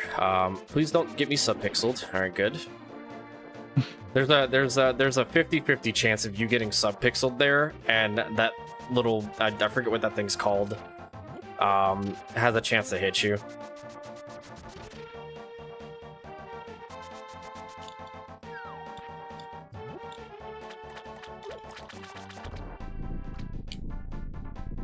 Yeah, Glenn knows like a couple of things. Ropas. Yeah, they're things. So we bonk off that wall, because that wall actually sets us up on the perfect coordinate to quick warp. So it's a nice little like setup there. So quick warping in this game, like if you look at like whenever like the little wiggle effect goes, whenever Link goes into the Dark World or goes through the mirror and the portal and stuff like that, you can see like a full like wiggle like animation. But if you're on a very specific, I think it's a y-axis. What's the vertical one? Is that y-axis or x? It'd be Y. If you go on a specific y-axis, there's a I don't know the explanation for this either, but the game actually speeds up the warping animation by 32 frames. Yo, nice scamfish. Yeah, I can't believe Zora had flippers. Oh, nice.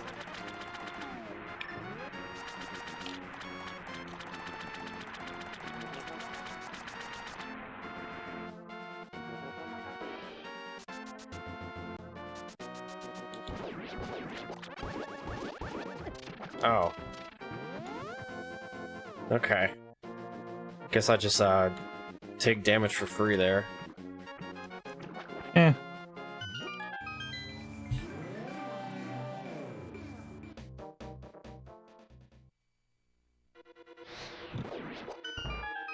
Okay. Ice Palace.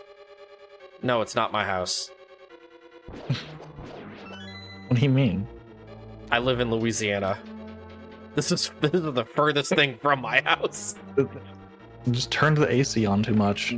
Yeah, okay, and have like a $700 light bill, sure.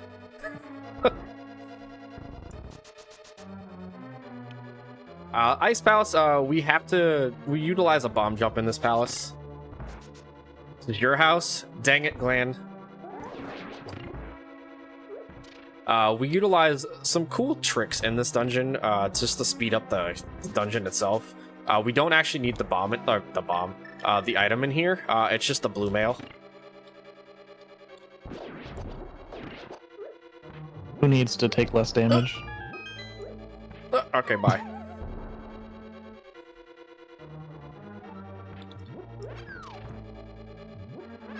I'm gonna stop and pick up these bombs. And this magic.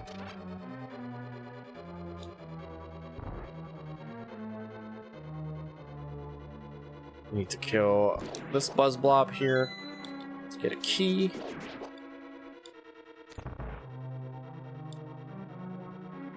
Oh, wait. Key, I forgot to hit the switch. Get out of here. Ow. Spike's hurt, by the way. Only a little. Alright, so we're gonna line up very specifically here. And we bomb jump across that. That's gonna allow us to basically skip a large portion of this dungeon. And a lot of backtracking and running around in circles in this dungeon.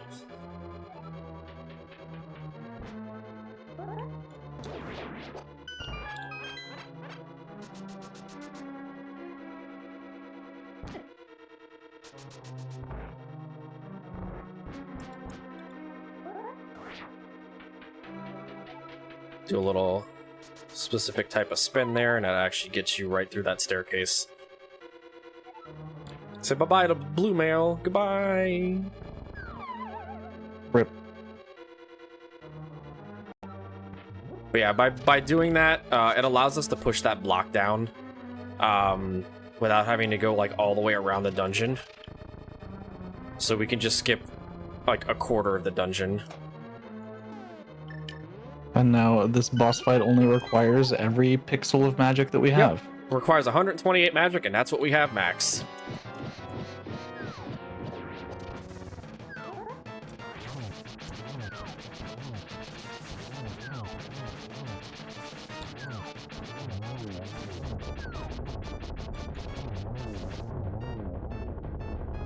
And I can't believe you had to fight 3 Krakow and Kirby only fights 1 at a time. I also saying that was Krakow from Kirby Squeak Squad. Beat me to the joke. I believe if I remember correctly, this is the short... No, I think it's either this one or it's Skull Woods is the shortest cutscene for Crystal. This one's like 36 seconds or something like that. Skull Woods, I think, is like 33 or 38.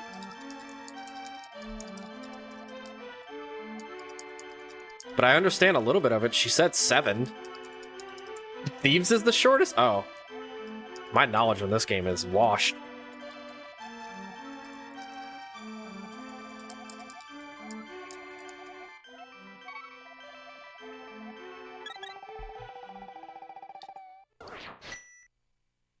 Alright, so we gotta do a little bit of like overworld here.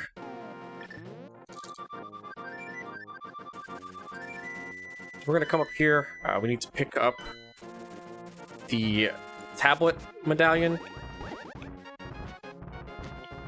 and which is why we do this first, because you lose health on Death Mountain, because dead rocks and boulders are rude. Just don't get hit. Yeah, see, that doesn't work in Links of the Past. You either get hit or you don't get not hit.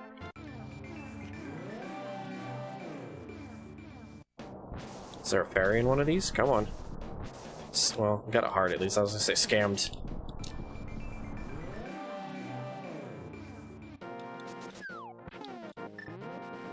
Flashing lights warning here. Grabbing ether off this tablet. This is a pretty bad flash.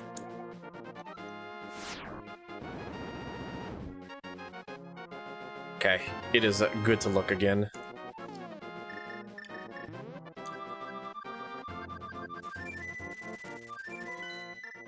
We're also going to make a nice little pit stop here, pick up the ice rod.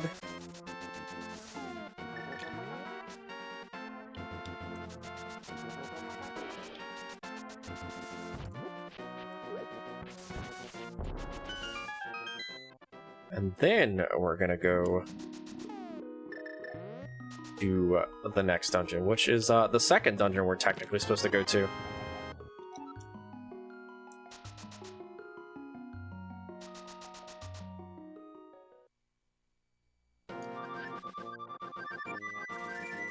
no.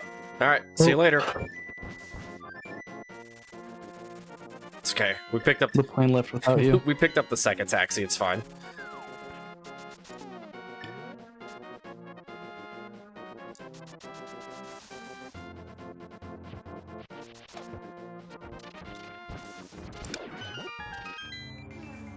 By entering the portal on that left side like that, it's just a guaranteed quick warp. You can kind of like, if you're looking at it, you can kind of see the warp ends quicker.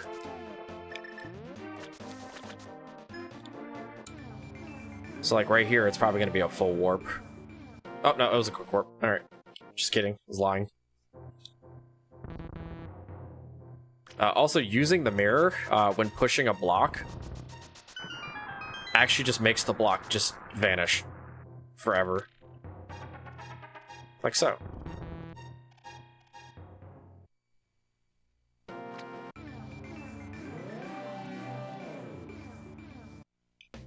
That was not a quick warp. Alright, Swamp Palace.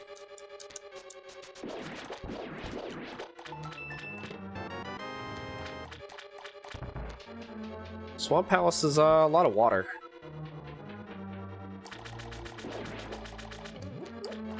It's almost like it's flooded. Hmm.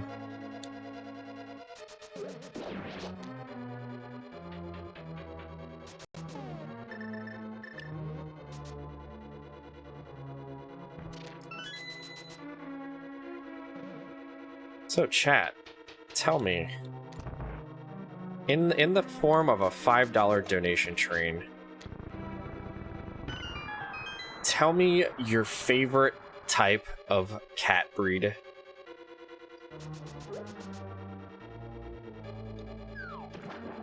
I'd love to know your favorite types of cats.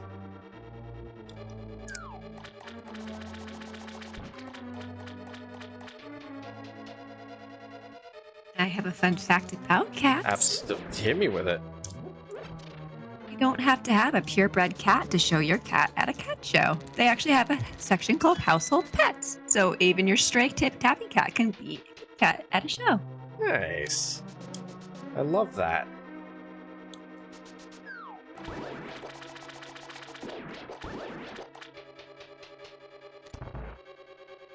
Cat, I know y'all want to see Zelda defeat the final boss and every other boss while dressed as a cat. I know y'all want to see it.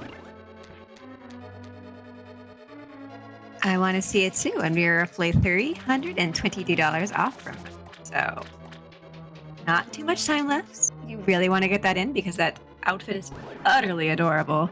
Exclamation point donate in the chat. You can get that outfit. Come on, chat. Huh, nice, good fire snake.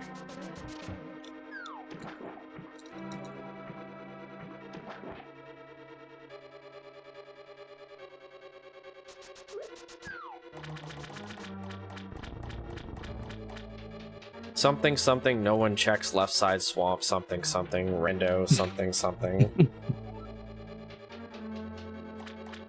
I'm blaming Cubs. Cubs, if my big key's over here, this is your fault.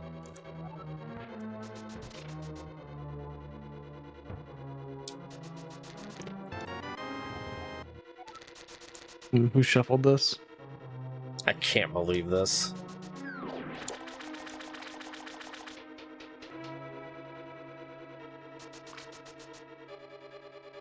Blame Cubs, exactly.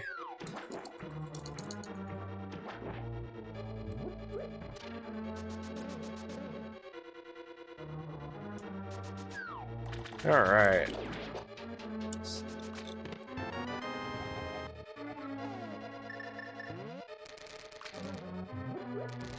Oh, it's one pixel off. You can, it's very precise, but you can actually hook shot into that center little pot, and it saves like a quarter of a second. Get out of here.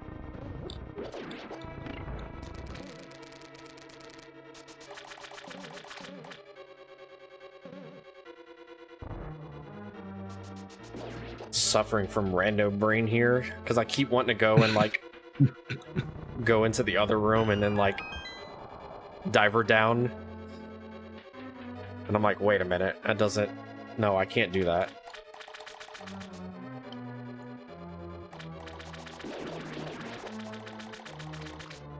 Oh, you forgot the chest. I'm in go mode. You just can't see my tracker. Oh, okay, nice. That was a very weird animation for Link to bonk. Like a pinball. Oh, nice damage.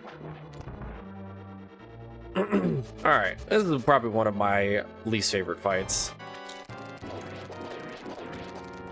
Because I don't know how to do it. There's a way to zero cycle Argus.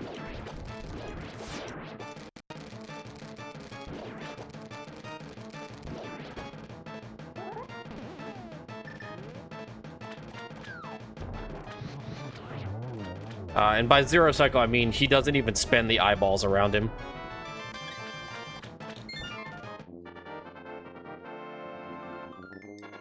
But I am not good at that fight. This is the longest cutscene out of all the Crystal Maidens. This one stands at a whopping 54 seconds. And she has to tell you about the story. 54 seconds that I will never get back. Help fill those 54 seconds with a donation. Absolutely. I've got $5 from Lower. Admittedly, more of a dog person myself, but Maine Coon is my personal favorite cat breed. Maine Coon, okay. I love Maine Coons, but I also suffer from allergies, and if there's too much pet dander, yep, it's over. Well, I may have a solution for that. My favorite breed is the Abyssinian. They're actually kind of okay for people with allergies, not hypoallergenic, but they can be better for you. Like, I typically don't have problems with cats. It's just, if there's too much pet dander, it's over.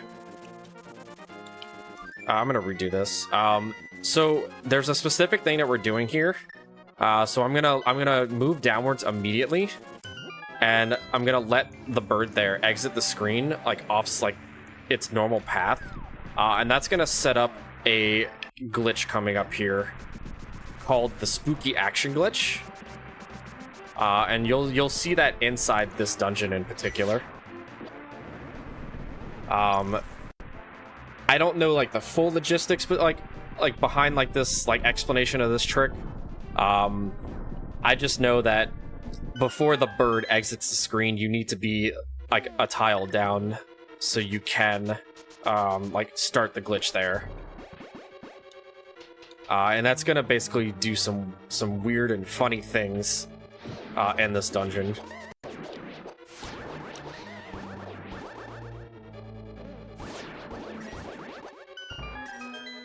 Glenn will hit us with all the facts, I believe.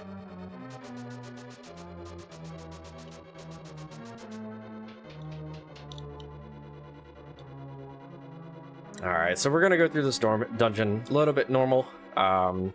Just gonna come grab this key. And we're gonna immediately go for the big key.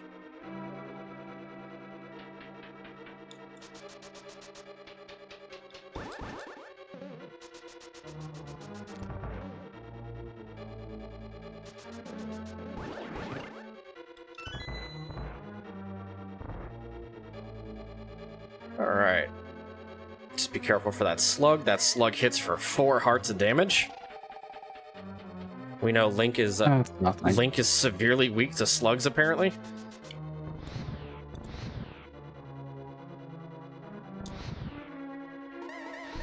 Alright, now we have a little cutscene.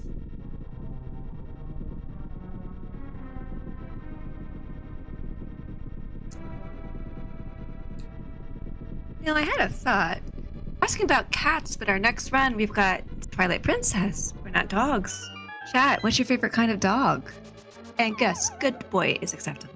Or good girl. Either one.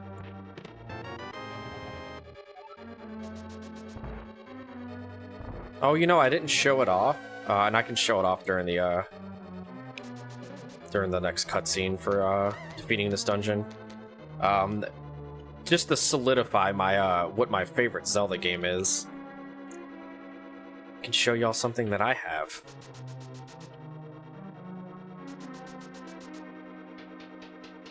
Alright, we're gonna do 2 sword slashes here, and that's gonna buffer not getting hit by that.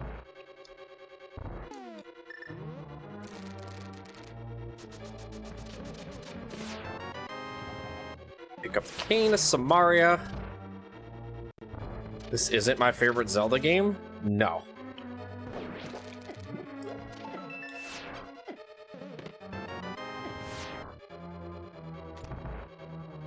Absolutely not, Glenn. But you're in Misery Mire. Yeah, and it's a misery. I'm gonna grab that. Oh, nice, we got the heart glitch.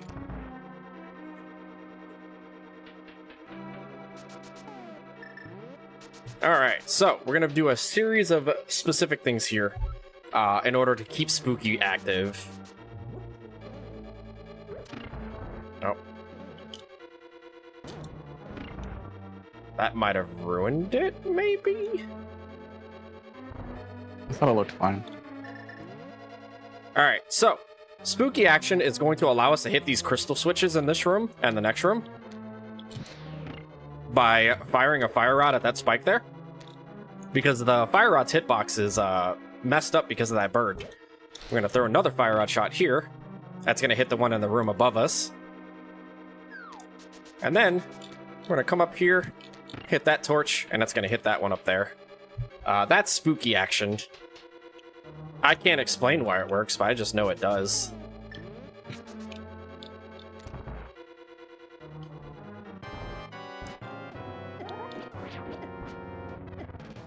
Oh, that's bad. Oh, that's very bad. Well, time to be a little careful.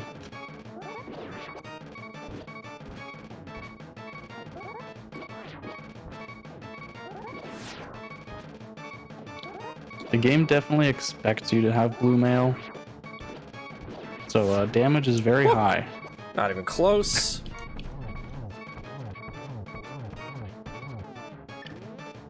Wasn't sweating. Wasn't even concerned. But oh, alright. So chat. I have a tattoo on my... You can't really see it, but I have a tattoo, like, on my arm here. That is the Wind Waker pearls. Just to kind of solidify that I love Wind Waker and refuse to speedrun it.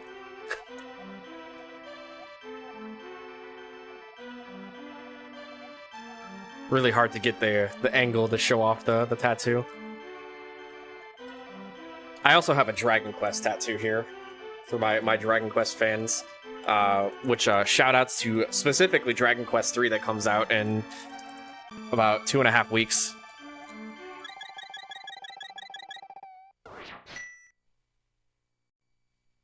Question is, did you play it when it was Dragon Warrior? I sure did. Did you play it when it was Dragon Quest? All right.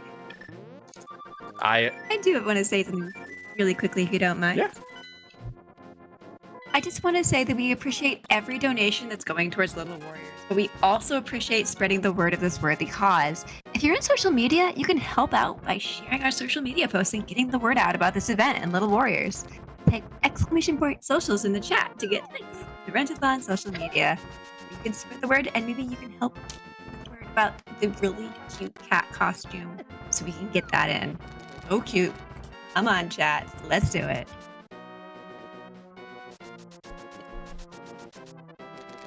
Yeah, no, I grew up with Dragon Warrior 1, and Dragon Warrior 2. My first instance, because Dragon Warrior 3 and Dragon Quest 3 is my favorite. My first instance was the Game Boy Color game. I probably beat that game like 15 times growing up. And seeing it get a remake is amazing. Oh, nice. This is why we don't like Dead Rocks. Why is that? Self-explanatory.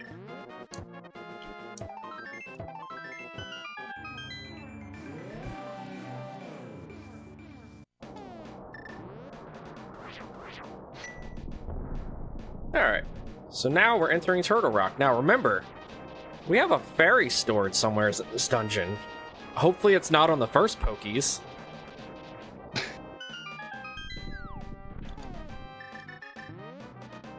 Hopefully it's not on the first Pokey.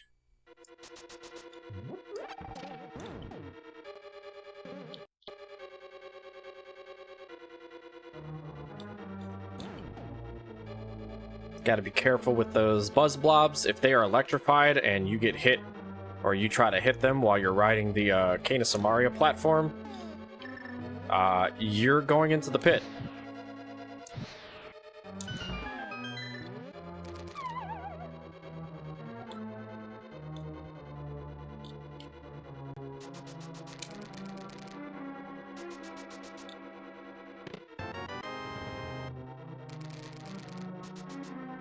Link also has some pretty wild iframes while casting. While casting the hook shot, you know, cast level 3 hook shot into the darkness. All right, Pokey.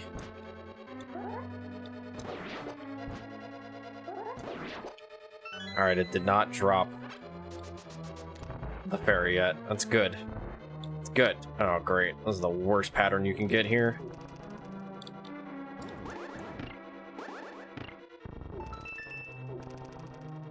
Those chain chomps hit for 4 hearts of damage, by the way.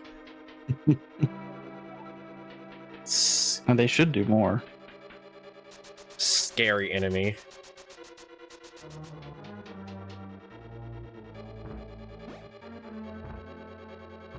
Alright, so I'm hoping for a fairy. Probably on the double pokey room coming up here.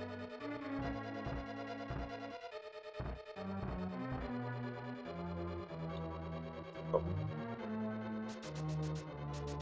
Even this room is fine. There it is. Out of here. There's our guaranteed fairy, by the way.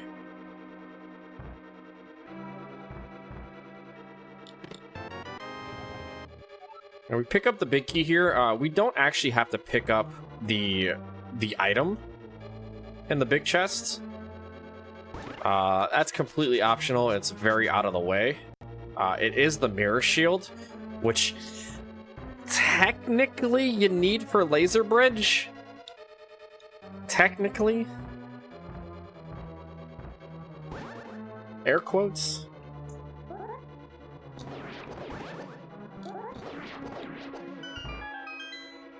We don't need magic, we don't need bombs. We're just moving on.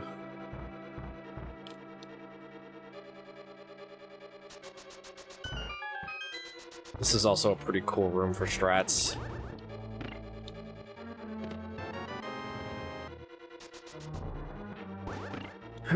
Alright, not even close.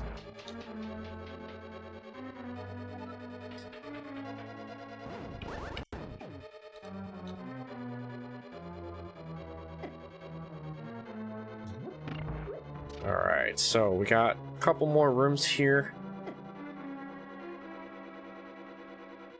And we get laser bridge, and I'll, you know, show you why we don't need that stinky lag shield.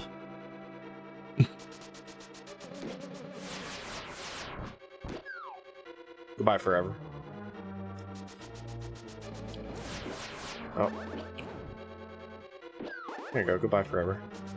Alright, so as long as you initiate a dash like slightly above that, you just kind of go through the laser, take no damage. Probably intended.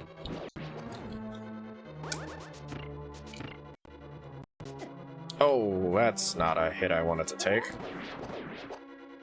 Oh, fine. Rude pokey.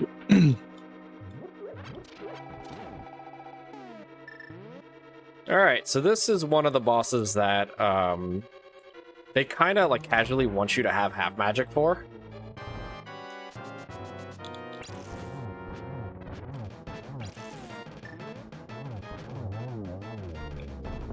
Where are you going, buddy?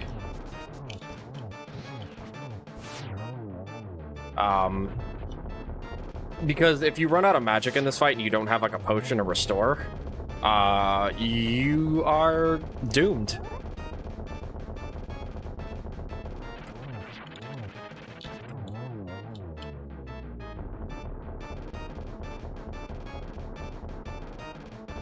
But that was Trinex, requiring both the fire and the ice shroud.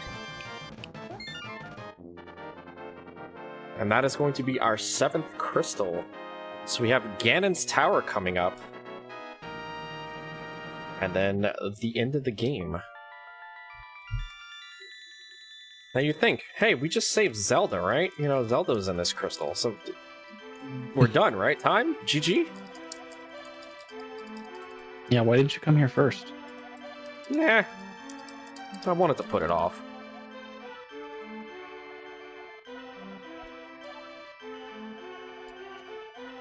We saved Zelda, it's over.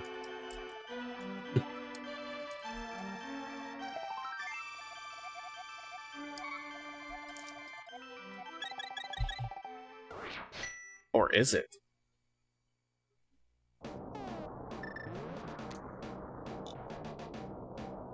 Alright, so I'm gonna head over to Ganon's Tower.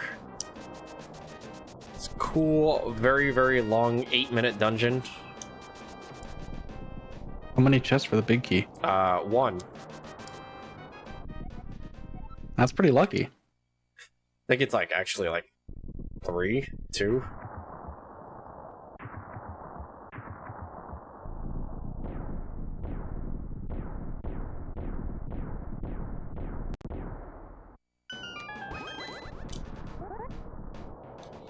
Alright, Ganon's Tower.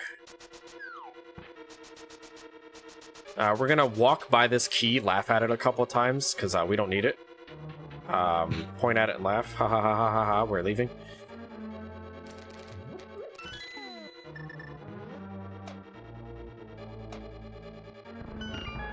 We're rushing straight to where the big key is.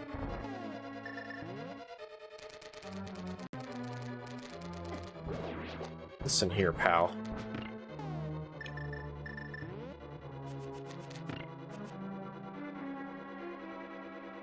Cool little strat here.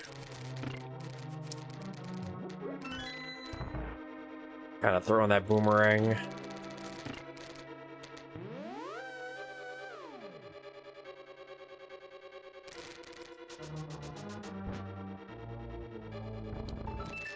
Alright, so it's the first chest we opened.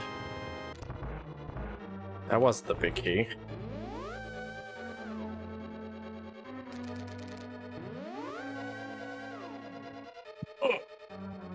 Bold, skipping rando room.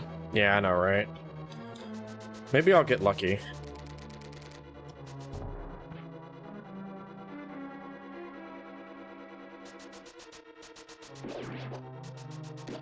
Normally in the game, you actually have to like go all the way around and like use like a fire rod on that torch there, just to see the invisible path.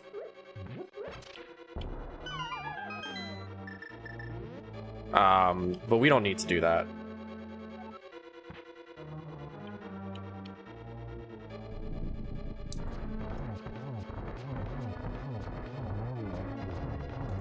Oh, no, no. Oh.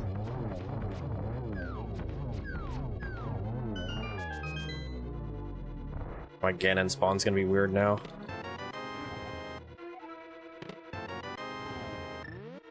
Because my Ice Armor's room was slow. Fun fact, that room has everything to do with how your Ganon warps are gonna go in the final fight. This game's great, by the way.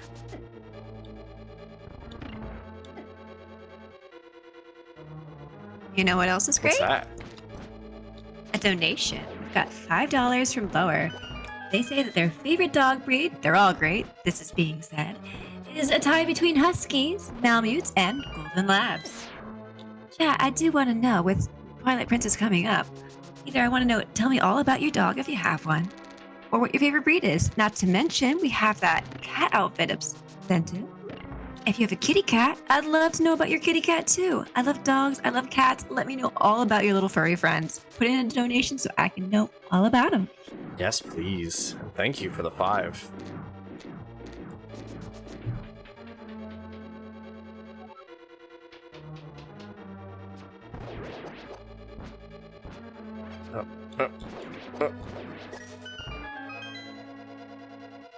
Alright, so we no longer need arrows. Which, that's strange. I thought we needed the silver arrows to defeat Ganon.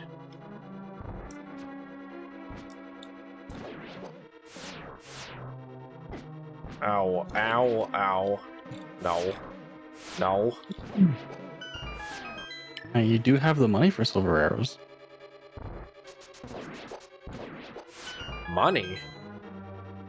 Yeah. What are you talking? And that's why you got the extra money to get the bomb, right? Sure.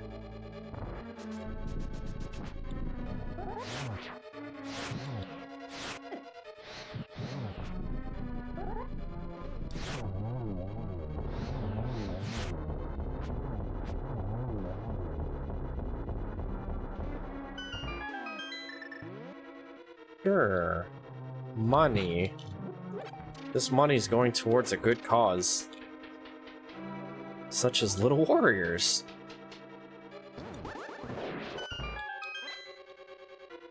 Grab that just for safety. Because, chat, we don't have too much left of this run. That is not the lamp.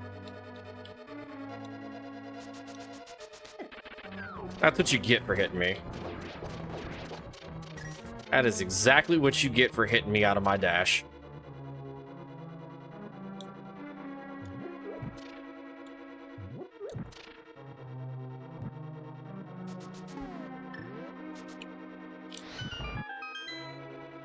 Cool fun fact about this room. If you were to go up this ladder, while that jingle plays when the door closes on the other side, it actually despawns everything on at the top of Ganon's tower, including Moldorm 2, which you kind of need to get across unless you hover. That is not the A button. Yeah, just skip Moldorm. Sure, let me just learn how to hover real quick.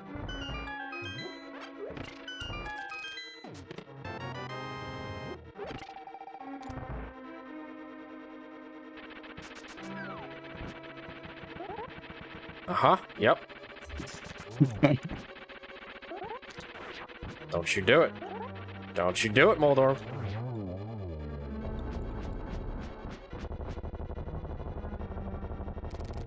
Nope, too early.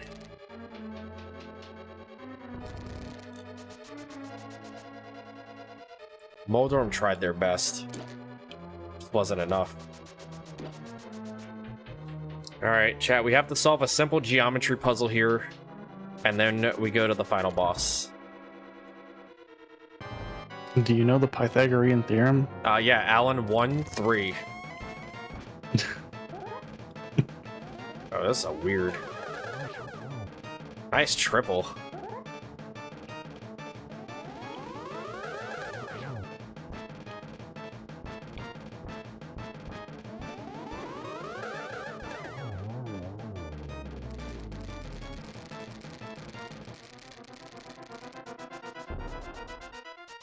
Yeah, we have to do like a bunch of like angles,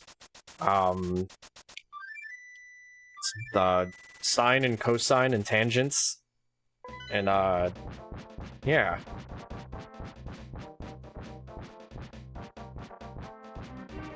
All right,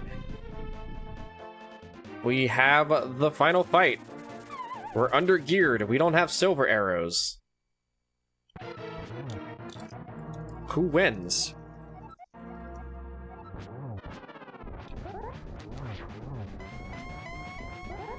Ganon.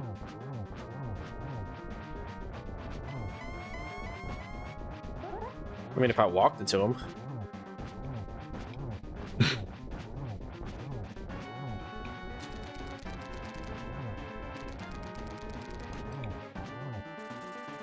Alright, we're getting another bat phase.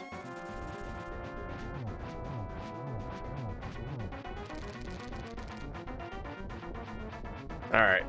So with the red sword, Ganon has 12 hits. We'll send him into the phase 2, which is the spinning bats phase. 12 hits in the spinning bats phase sends him into this one. And then we have to do 12 spin slashes in his warps.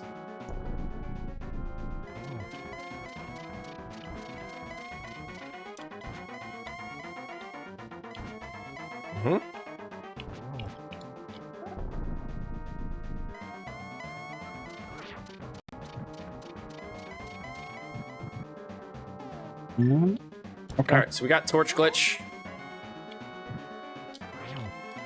So we gotta count them here. 12. It's 2.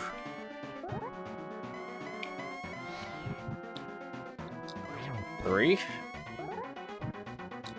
4. 5. 6. 7. 8.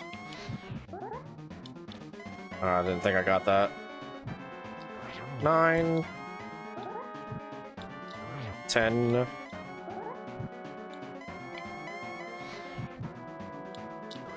11. 12. Alright, time is coming up the moment I enter this doorway.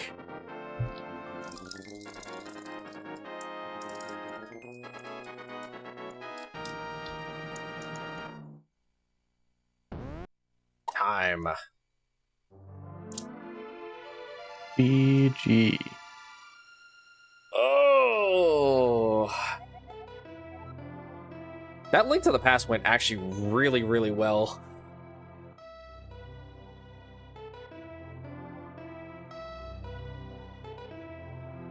I'm very, very happy with that Link to the Past run. The other two, not so much. The Link to the Past, though, was mwah, chef's kiss.